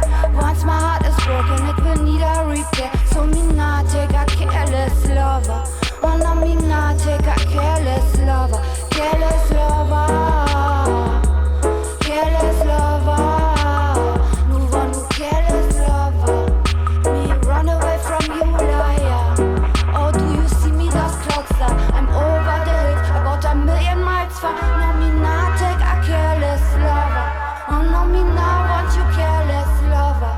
Like a thief you took some, what you now no give none. I will not let you bring more mud in my kingdom. Oh, I'm your number one, you me not wanted son. Look, number 2 and 3 are Robin and Sharon. I only write for you as your one and only one.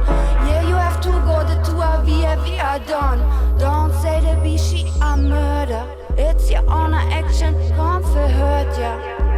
Body bye bye, me no love you no longer.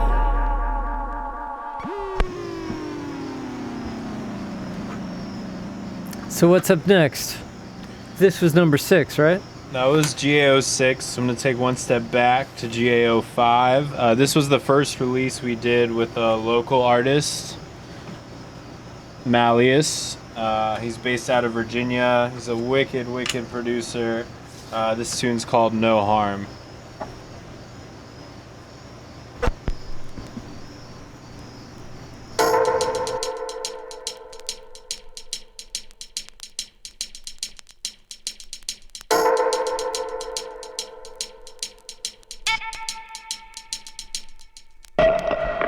Persecution unprecedented against Rasta in Jamaica.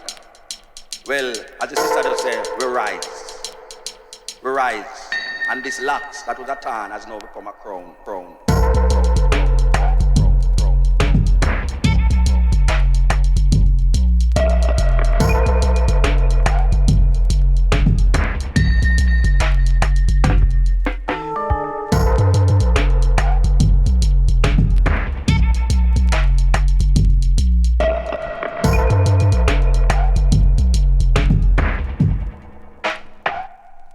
That is the fun.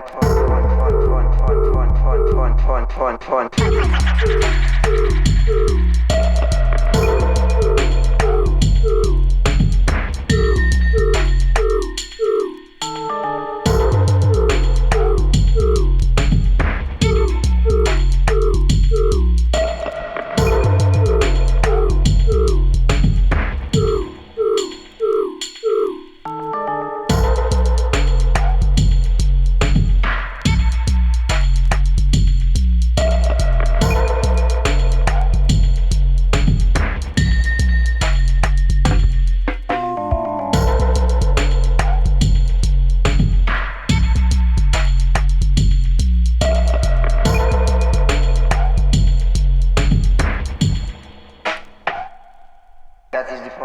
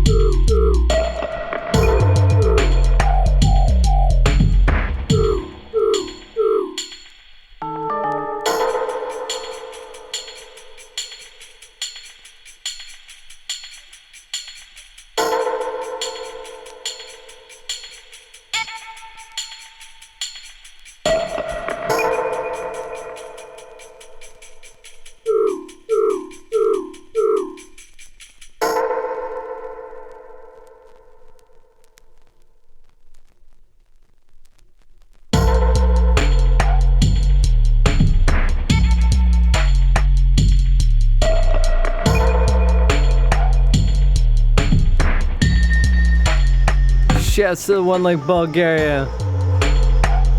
Oh man, I'm gonna butcher this name. Slav Novaka. Mad love to you all. Big ups. That is the fun. Mad love, Toker. Thank you so much.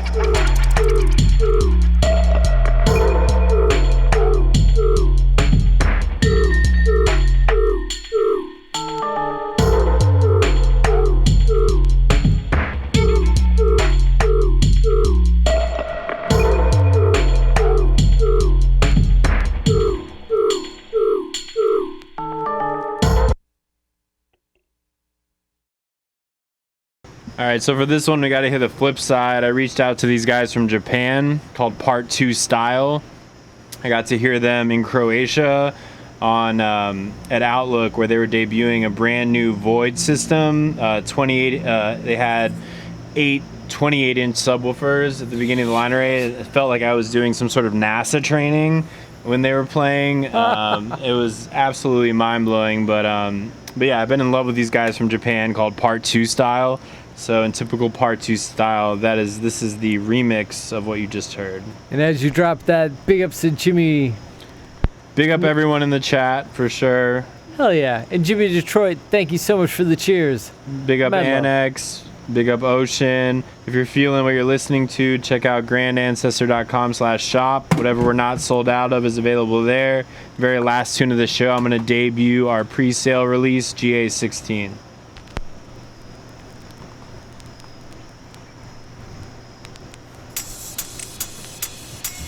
That shit is wild. Hell yeah, it is.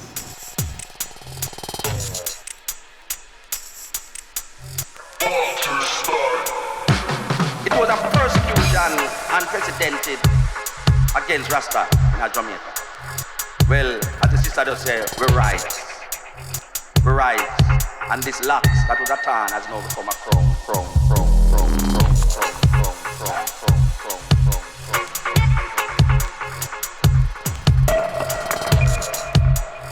We rise.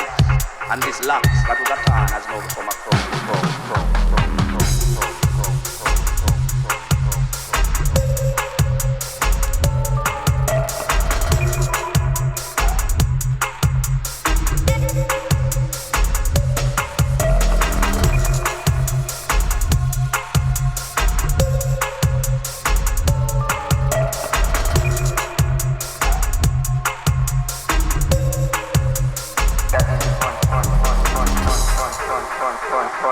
Fun.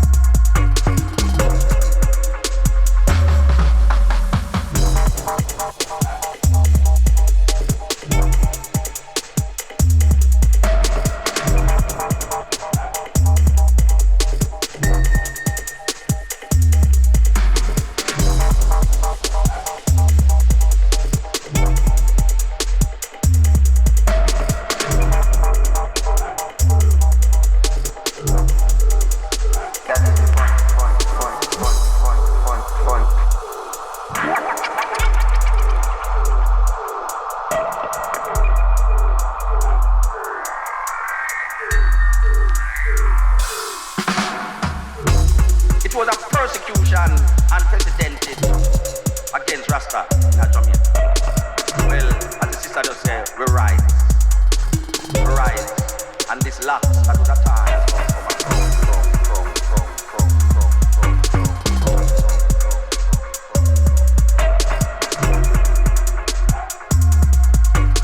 we rise, and this locks that was a time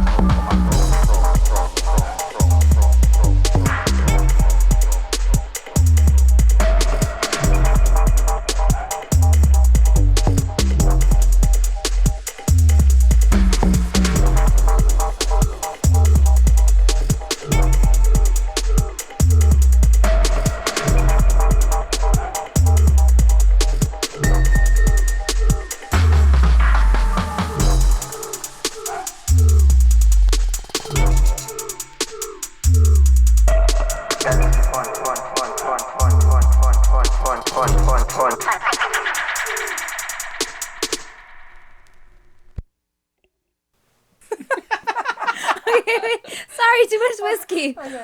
Oh, hold on, bloody hell. So evidently we had a fail on our part. All right. Wheel and come again. Rewind. So yes, that last remix was from Part 2 Style out of Japan.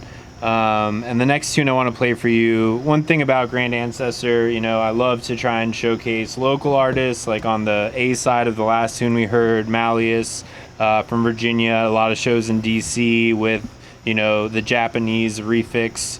But I'm looking for, you know, people doing interesting things from all over the world. This next tune is the 10th release on Grand Ancestor.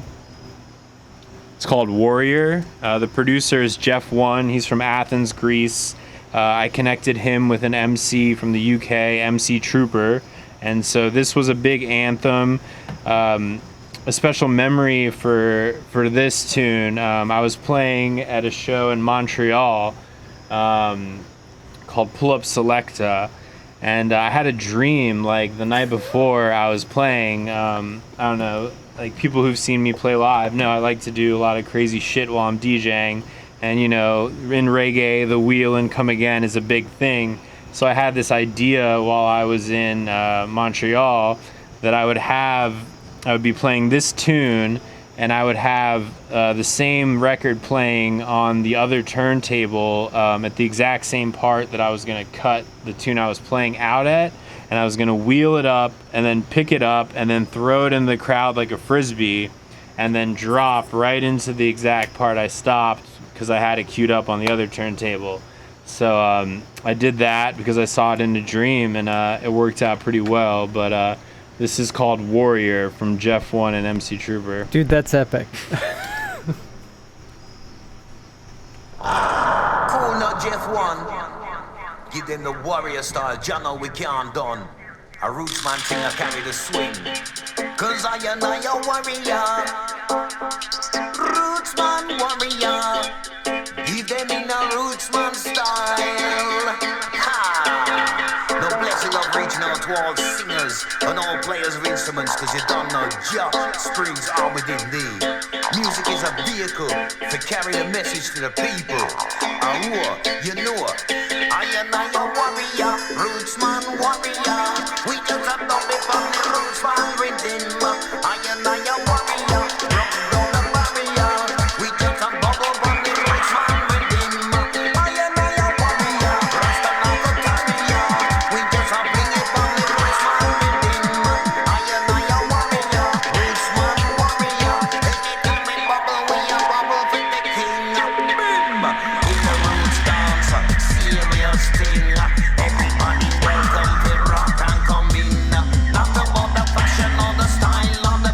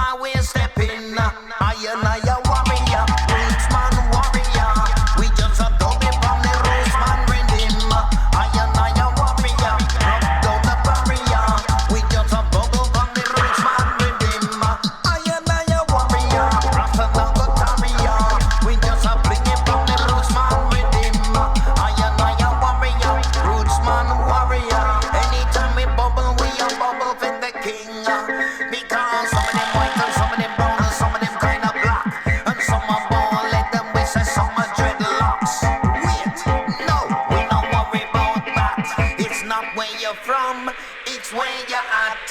From your love the reggae, yes, the reggae roots rock. From your love the rhythm when it started to drop. From your feel the vibe, you have to get up and rock. Roots man, boom shaka taka. I a warrior, broke down the barrier. We just a dubbing on the roots man rhythm. I a warrior, roots man warrior. We just a bubble on the roots man rhythm. I a warrior, roots the nago carrier. We just a bring it on the roots man rhythm. I a warrior, roots man warrior. Anytime we bubble, we a bubble for the king. Roots man skanking, he not the dance all tonight. Come and say roots man skanking, because the vibes them right. Ow. Tunes for tunes. So what's next, mate? Up next, GA09, Natty Natty, a guy called Blue Hill. This was one of our biggest anthems that was getting a lot of rotation on European sound systems for the bass. If you're listening with subwoofers, you're in for a treat on this one. So this one, GA09, Natty Natty.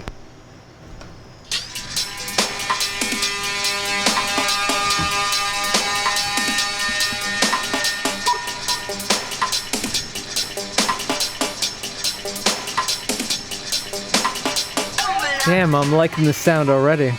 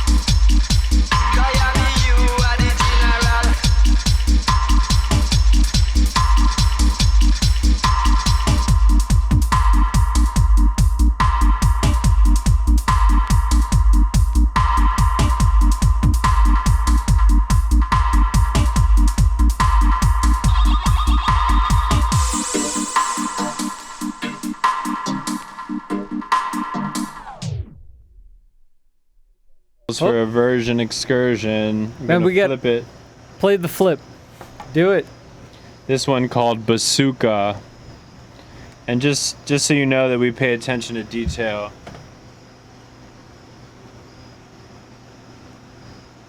You get the ass of the lion on the B side. So, quick question. Who drew the original lion?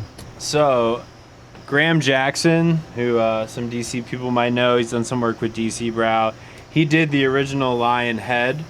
And then my friend Patrick, a partner in Grand Ancestor, a former lover of his, Meg, shout out Meg. I actually wanted to complete it into a full body lion, and I wanted to get the backside for that. I was like, I always hate it when like I can't tell what the B side is on a record label. So for my label, I was like, if I can get the ass of the lion, and his balls there as well, I was like, then then I can clearly tell the B side of the label. So that's a little fun fact about Grand Ancestor. Oh, I love that. So this one, Bazooka. That is by far the best factoid I've ever heard.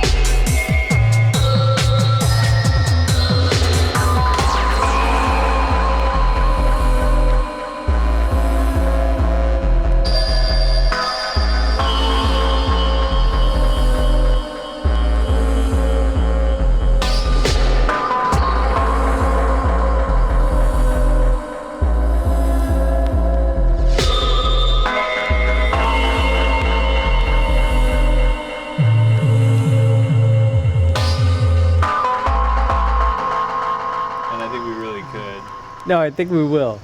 So, one and all, just so you know, so while we're sitting here listening to the Grand Ancestral Sound, we're also plotting what the future will be. So just the musical takeover. just take note that this was the beginning of what will be something that you will not believe. The Grand X. The Grand X. All right, so what's coming up next here, my selector? What you got? All right, so next up, earlier, one of the first Steppers tunes I played for you was from a track by a guy called Ross Muffet, a legend in the UK dub scene. He's been doing it for at least 30 years. So I reached out to him maybe 3 years ago, and I was like, I'd love to kind of get you out to my audience, get you out in the US some more. He's huge in the UK. And so he sent me a zip folder of some unreleased tracks, and I pulled all my hair out trying to think of which. For my record label, I like to keep it, to an A and a B side. That's just what I decided to do. And so I was trying to pick the two tunes I really wanted to put out from him, and it was tough to pick the two, but I came to a conclusion. The A track, for all my Star Wars fans, they might get a kick out of this one. The first one's called Roots Attack Dub, but you're gonna hear both the A and the B on this one. This is Grand Ancestor 11. This is one of the few Grand Ancestor releases still available on grandancestor.com. Ho. Yeah. Sorry, I see the dust happening already. We got a dirty needle. Dirty needle be gone. Thanks everyone locked in. I got about 3 more tunes, so keep it locked. We're going to end with the forthcoming Grand Ancestor release on pre-sale. With this one, Grand Ancestor 11, Ross Muffet, A-side, Roots Attack Dub.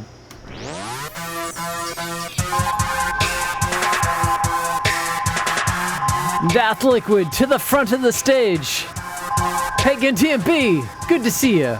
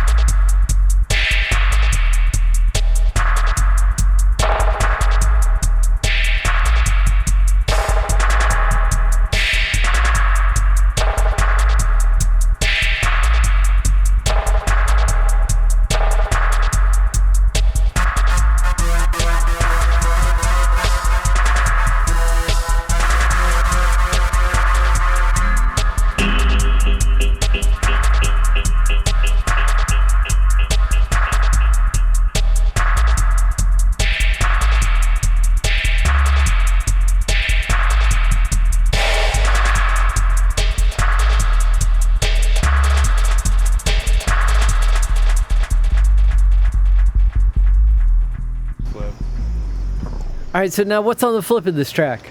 Flip side is called It's Magic Dub. It's Magic Dub. Ross Muffet once again. Listen.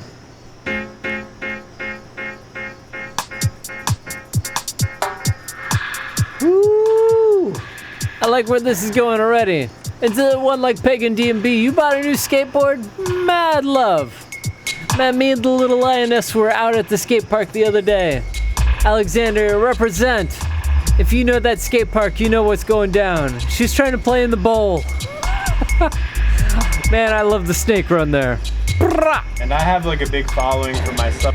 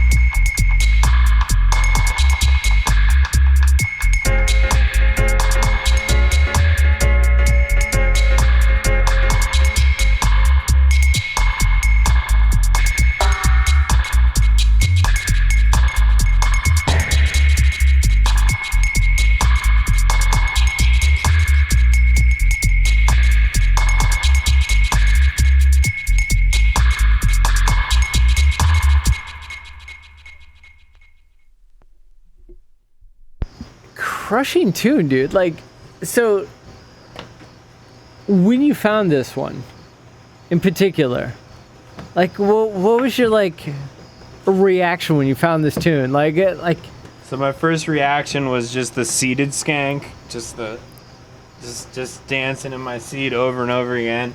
And then like I've got a handful of trusted friends that, you know, I play like perspective tracks for the label for, and you know, when I see that smile, when I see that dance, like, you know, I know it's a tune. Like when you press vinyl only, like it's a process, you know, you've got to sign the tune, you've got to get it mixed, mastered, wait in line at your production plant. Like you can't do that for a bubblegum tune. Like, yeah. It's got to be a tune, you know, you've got to feel it, you know, that goosebumps effect.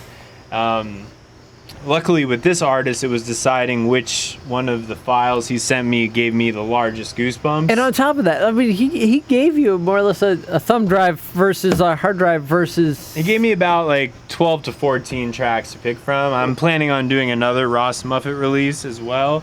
But yeah, it was all about branching out. You know, I've done everything, like as we've kind of, those of you who have been locked in for a minute, big up yourself. But you've heard everything from Careless Lover, from the classic 45, ballad to digital to steppers to bass heavy stuff. So, with Grand Ancestor, I like to say built for sound systems inspired by Jah. But we don't have a BPM definition behind us, We are reggae influenced, but it's going to be bass heavy and it's going to be a good tune. And that's really all that matters to me at the end of the day. But kind of, Rosmuffet's kind of the perfect precursor to the next track, which we did strictly stamped for this one, GA12. This is from Dub Dynasty, aka Alpha and Omega. If you are interested in dub music and might not know too much about it, I highly recommend digging into Alpha and Omega. They're legends in the UK dub scene. Alpha Steppa, who did the remix of the first release on my label, is the son of Alpha and the nephew of Omega. They're a brother-sister duo. This shit. was a dub plate that used to get run in the UK dub circuit. Everyone from Josh Shaka to Channel 1. And I was lucky enough to get to release this track that we aptly named the Grand Tempo after Grand Ancestor. Just gonna a little dutty, so I'm gonna give it a little once over. If you like horns, this tune will be for you.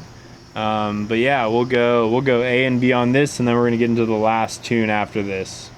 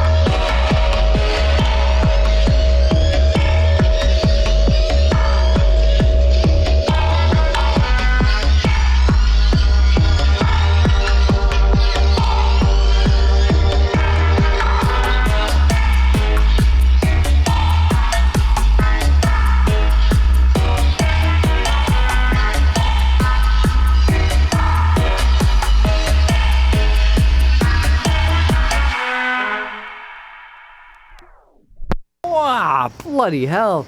What's the flip of this tune? Version. So this is what we call a mix of the same tune. Okay. So a version excursion.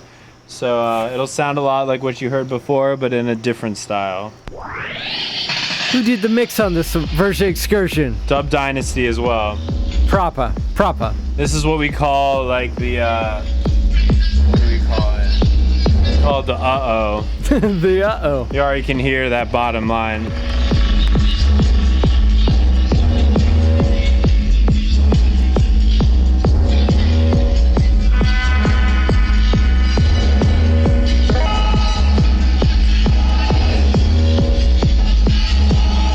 Don't worry, John. Just one more tune after this one. The forthcoming Grand Ancestor. What? No international shipping? Blah. Dude, we can take care of you. Hold tight. Yeah.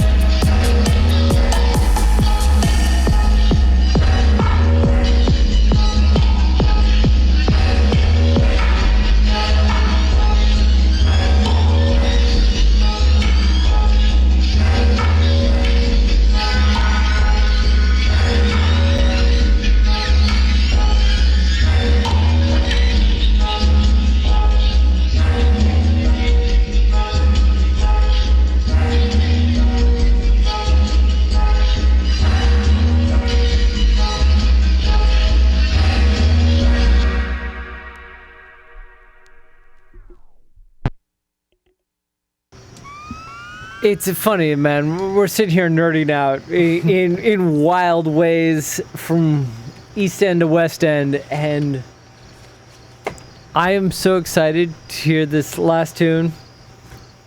So, you just noted that it was your first dub techno release. Yes. So yes. Give us more back end on this. Yeah, so I was talking to Ocean before just about kind of my ideals behind the record label. And I think I've said it earlier, but I'll say it again, built for sound systems inspired by Jah. I'm not going to pigeonhole us into a certain BPM or a genre. We're not roots, we're not dubstep, we're not drum and bass. We're not steppers. I'll do a release in all of those categories, but I'm just looking for people making awesome music that I think more people need to hear. So whatever that may be, I want to branch out into it. And so this next tune, I'll show you on the screen.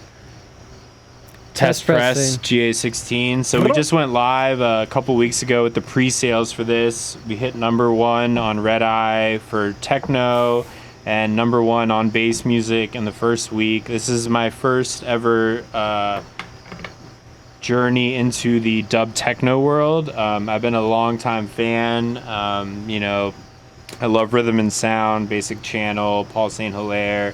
And yeah, I wanted to kind of get my foot in the dub techno world, and I feel like a lot of times dub techno can just be a term for kind of stripped down techno music and doesn't really have that dub element to it as much as I would like to see. I think what you'll hear with this tune is that you'll very clearly hear the dub component of it.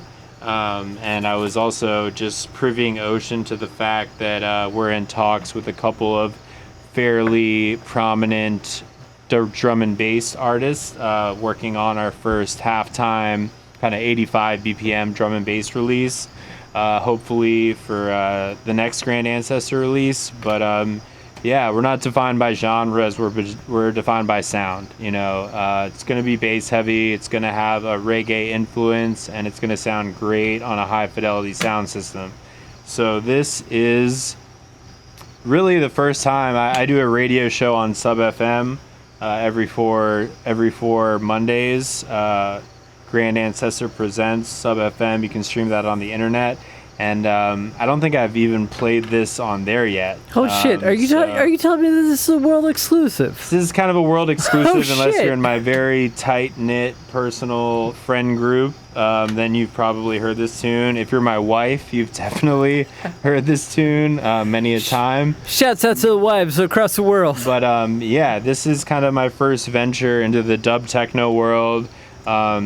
These artists, they're from Finland. They go by Lass and Mikkel. They're pretty prolific in the dubstep world, but they also like to not be defined by genres, and they do a lot of different things. So they decided to branch out under a moniker called Channel 15. It's kind of their dub techno outlet, and so this is their first ever release as Channel 15 to be pressed to vinyl. And they are two relicks of a couple of classic reggae tunes. The first one is called Pity Dub.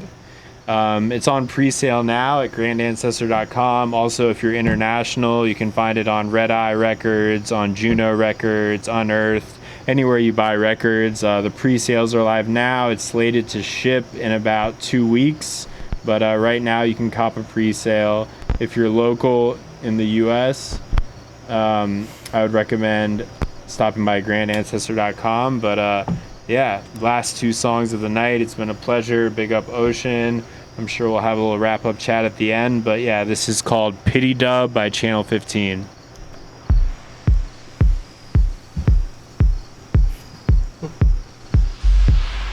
So many music.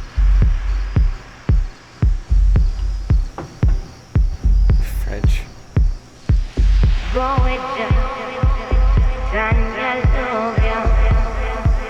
What? Oh, hold up. Wheel and come again, my selector. We're calling rewind on that puppy already, because I just heard that sample. Please excuse mind blown.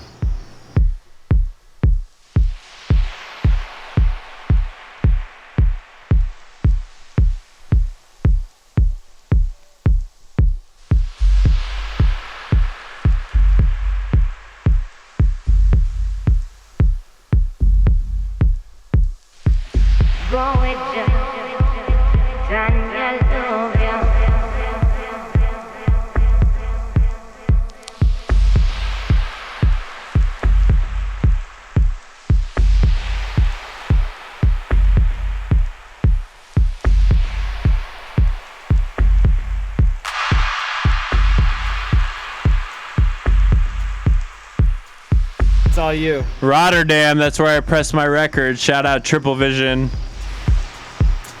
Shouts out to one. Rotterdam knows what's up. Pro, pro.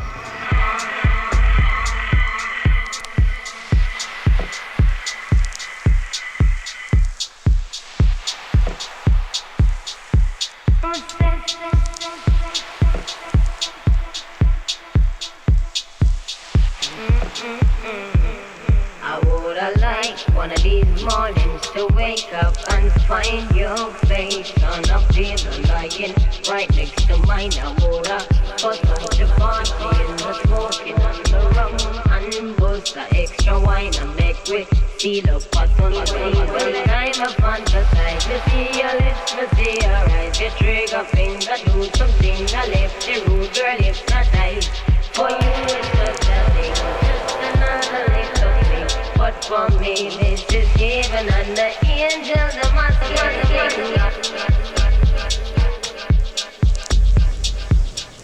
If everyone on this has not already pulled out and bought a pre-sale, shame on you.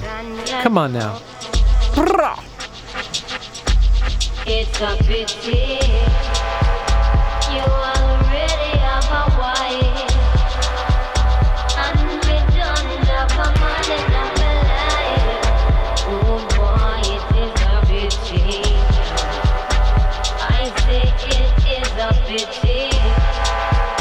You already have and we have a one man in our life. Oh boy, it is a pity. It's a pity.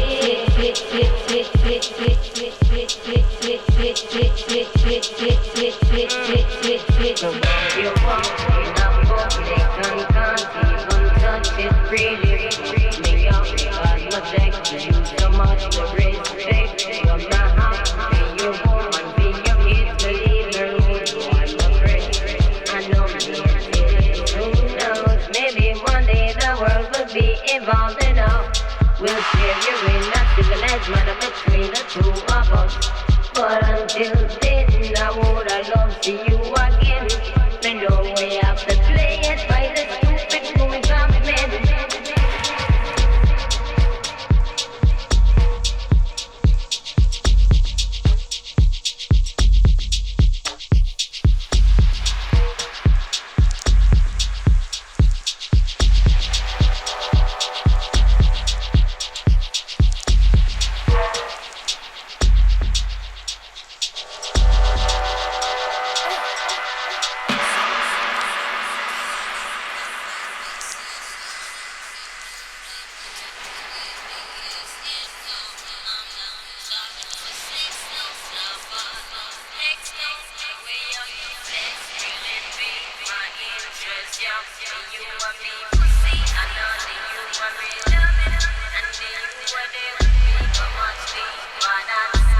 I don't know exactly what it is you're feeling, but I wish it for your good. It's such a pity. You already have your wife, and me don't have a man in my life. Oh boy, it is a pity. It's such a pity. You already have a wife, and me don't have a man in my life. Oh boy, it is a pity. I know say you belong to she, you know say me belong to him. I wouldn't want you this your queen, you would have never this making. But when you play for me, pretty when you feel the bass and swing, you left me in a turmoil, you have me in a spin. It really makes me sad to have to waste so much water. I think the two of we can make a beautiful daughter. But it would be selfish to want me to silly go you to bring her home and cannot tell her the truth. Tell her the truth. Going down. I will always love you.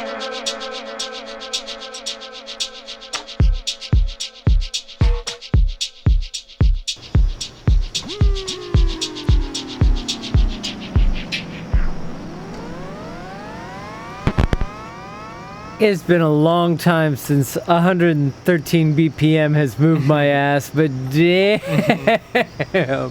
What's on this flip side, man? So, the flip side, same artist, Channel 15, Lasse Mikkel, a couple of Finnish fellows. This one is called Mari Dub. If you're a reggae fan, you might recognize the sample. Burning marijuana pondit. Love the tunes. I hope you all are as well. If you're spaced out or spaced in, you're locked into From the Annex. This is the DC Spotlight with Yola, Grand Ancestral Sound. Cheers, mate. And to you out there, keep smiling.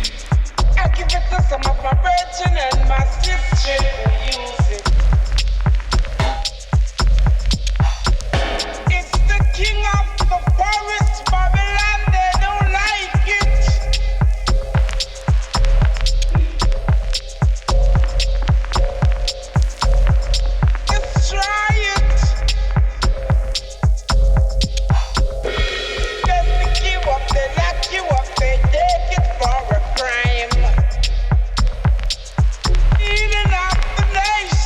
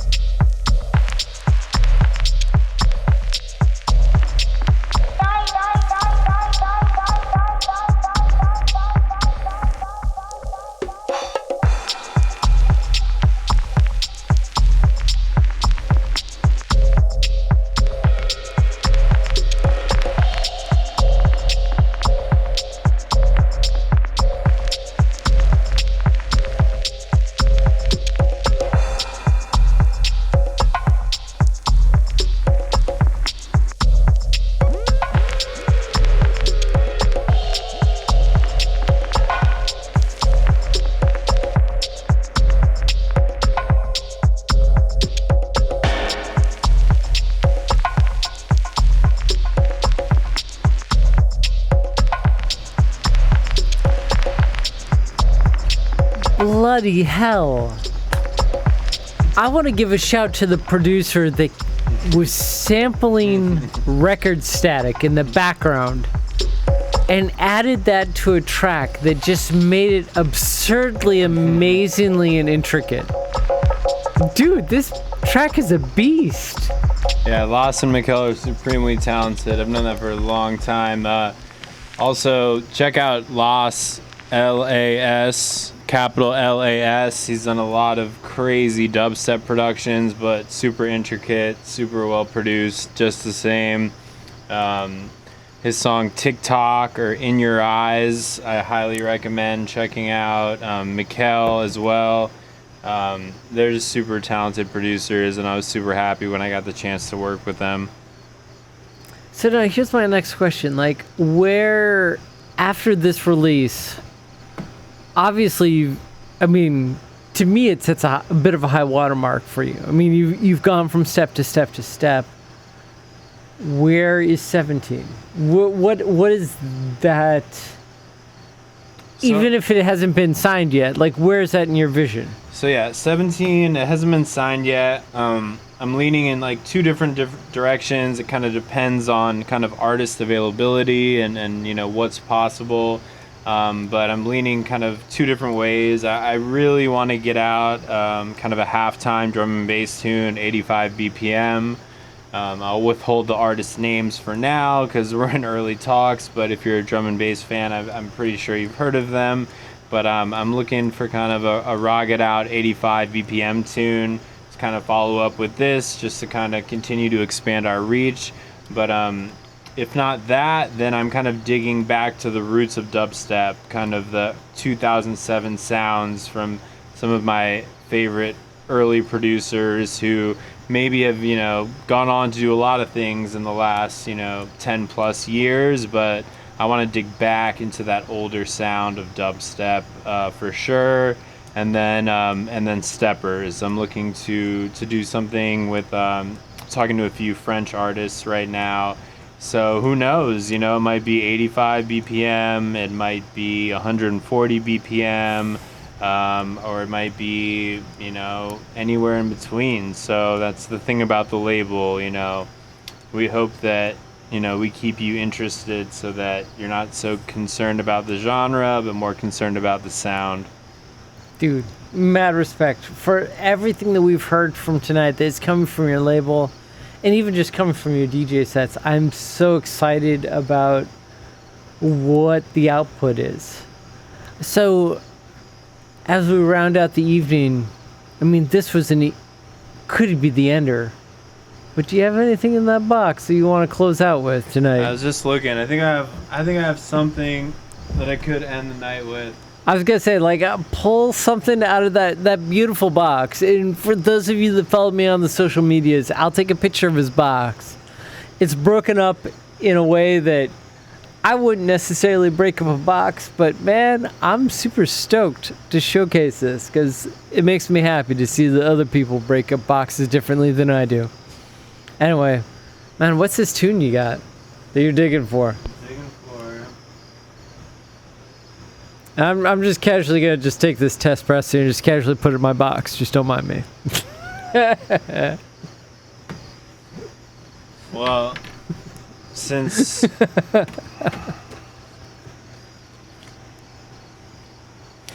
ooh.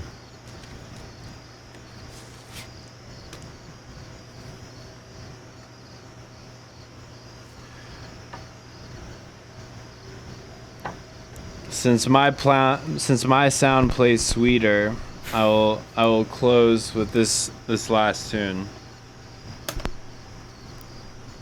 Thank you. It was a pleasure. Big up Ocean for having me. You might be hearing me a lot more. Let's see where this goes. But yeah, big up yourselves. Keep smiling to everyone that's been hanging out. Last tune of the night. Big ups. To snatch them from the dance. Them not been a good selection. The girls not jump and run. My sound plays sweeter. We are the ruler. My champion sound plays sweeter. We are the conqueror.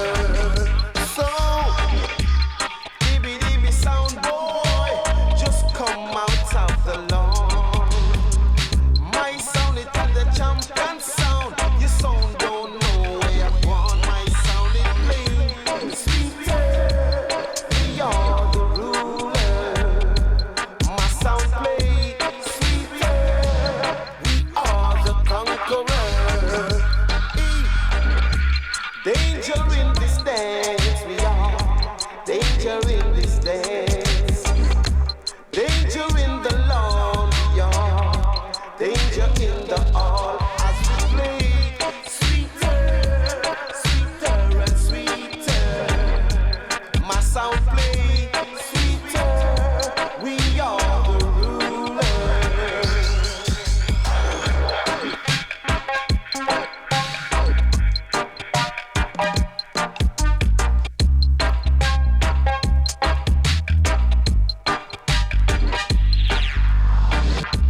My sound is the A1 sound, baby sound, boy, run out of town.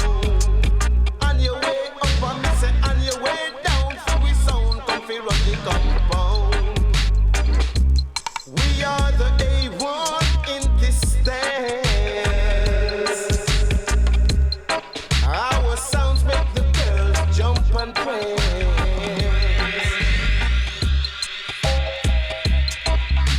Sweeter, sweeter. Dibby dibby sound, run out the town.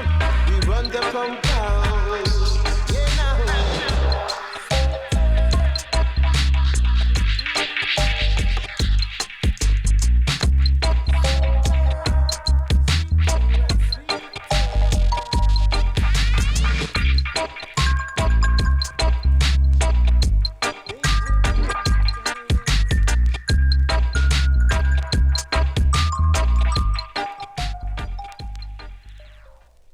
And you're listening to FromTheAnnex.com. Sorry, too much whiskey. One and all, it has been an absolute delight to have you hanging out with me and hanging out with the one like Yola. So, now here's a quick question. While he cleans up that record, we're going to drop one more just because, well, hey, that record was fast and short and quick. And we're going to find someone else to raid. In the meantime, we're going to drop a little bit of DC action. The one like the Love and Poppers. Because if you don't know of them, man, get to know.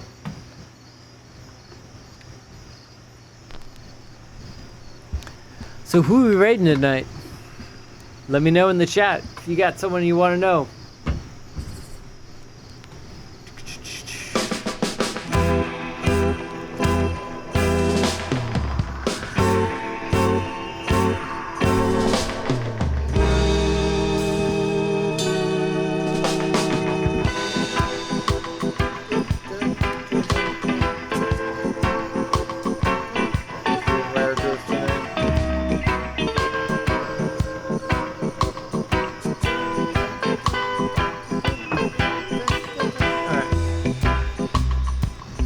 If we drew a line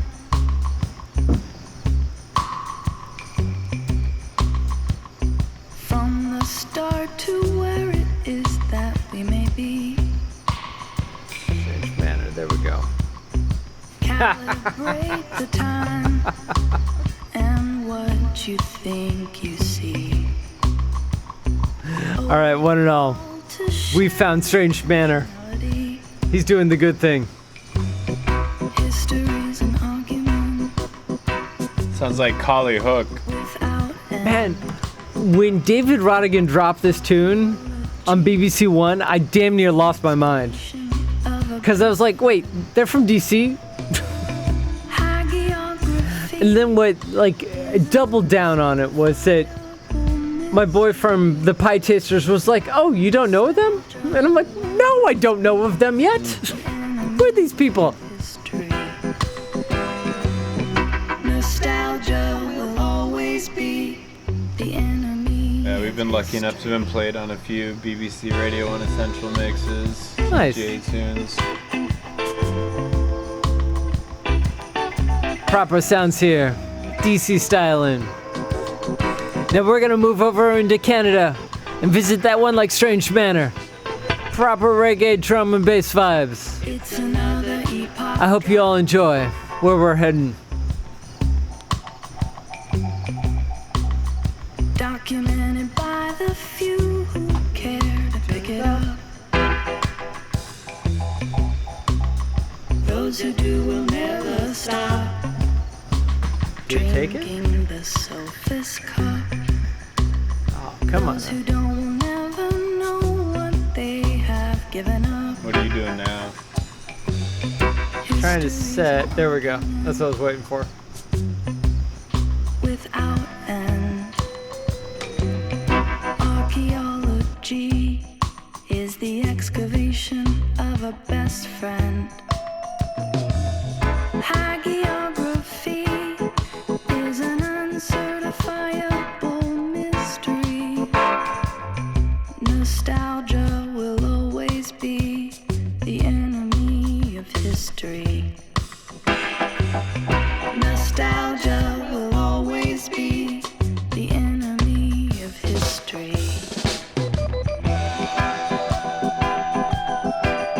Yeah. All right, one and all. My name is the Librarian. Yola, Grand Ancestor. And with Yola, Grand Ancestor, who's been throwing down mad beats all night long, we're gonna move in a strange manner. Keep smiling, one and all. And when you raid in with love. I'll see you on the flip.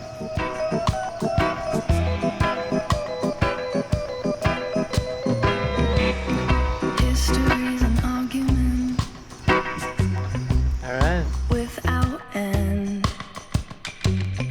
Archaeology is the excavation of a best friend.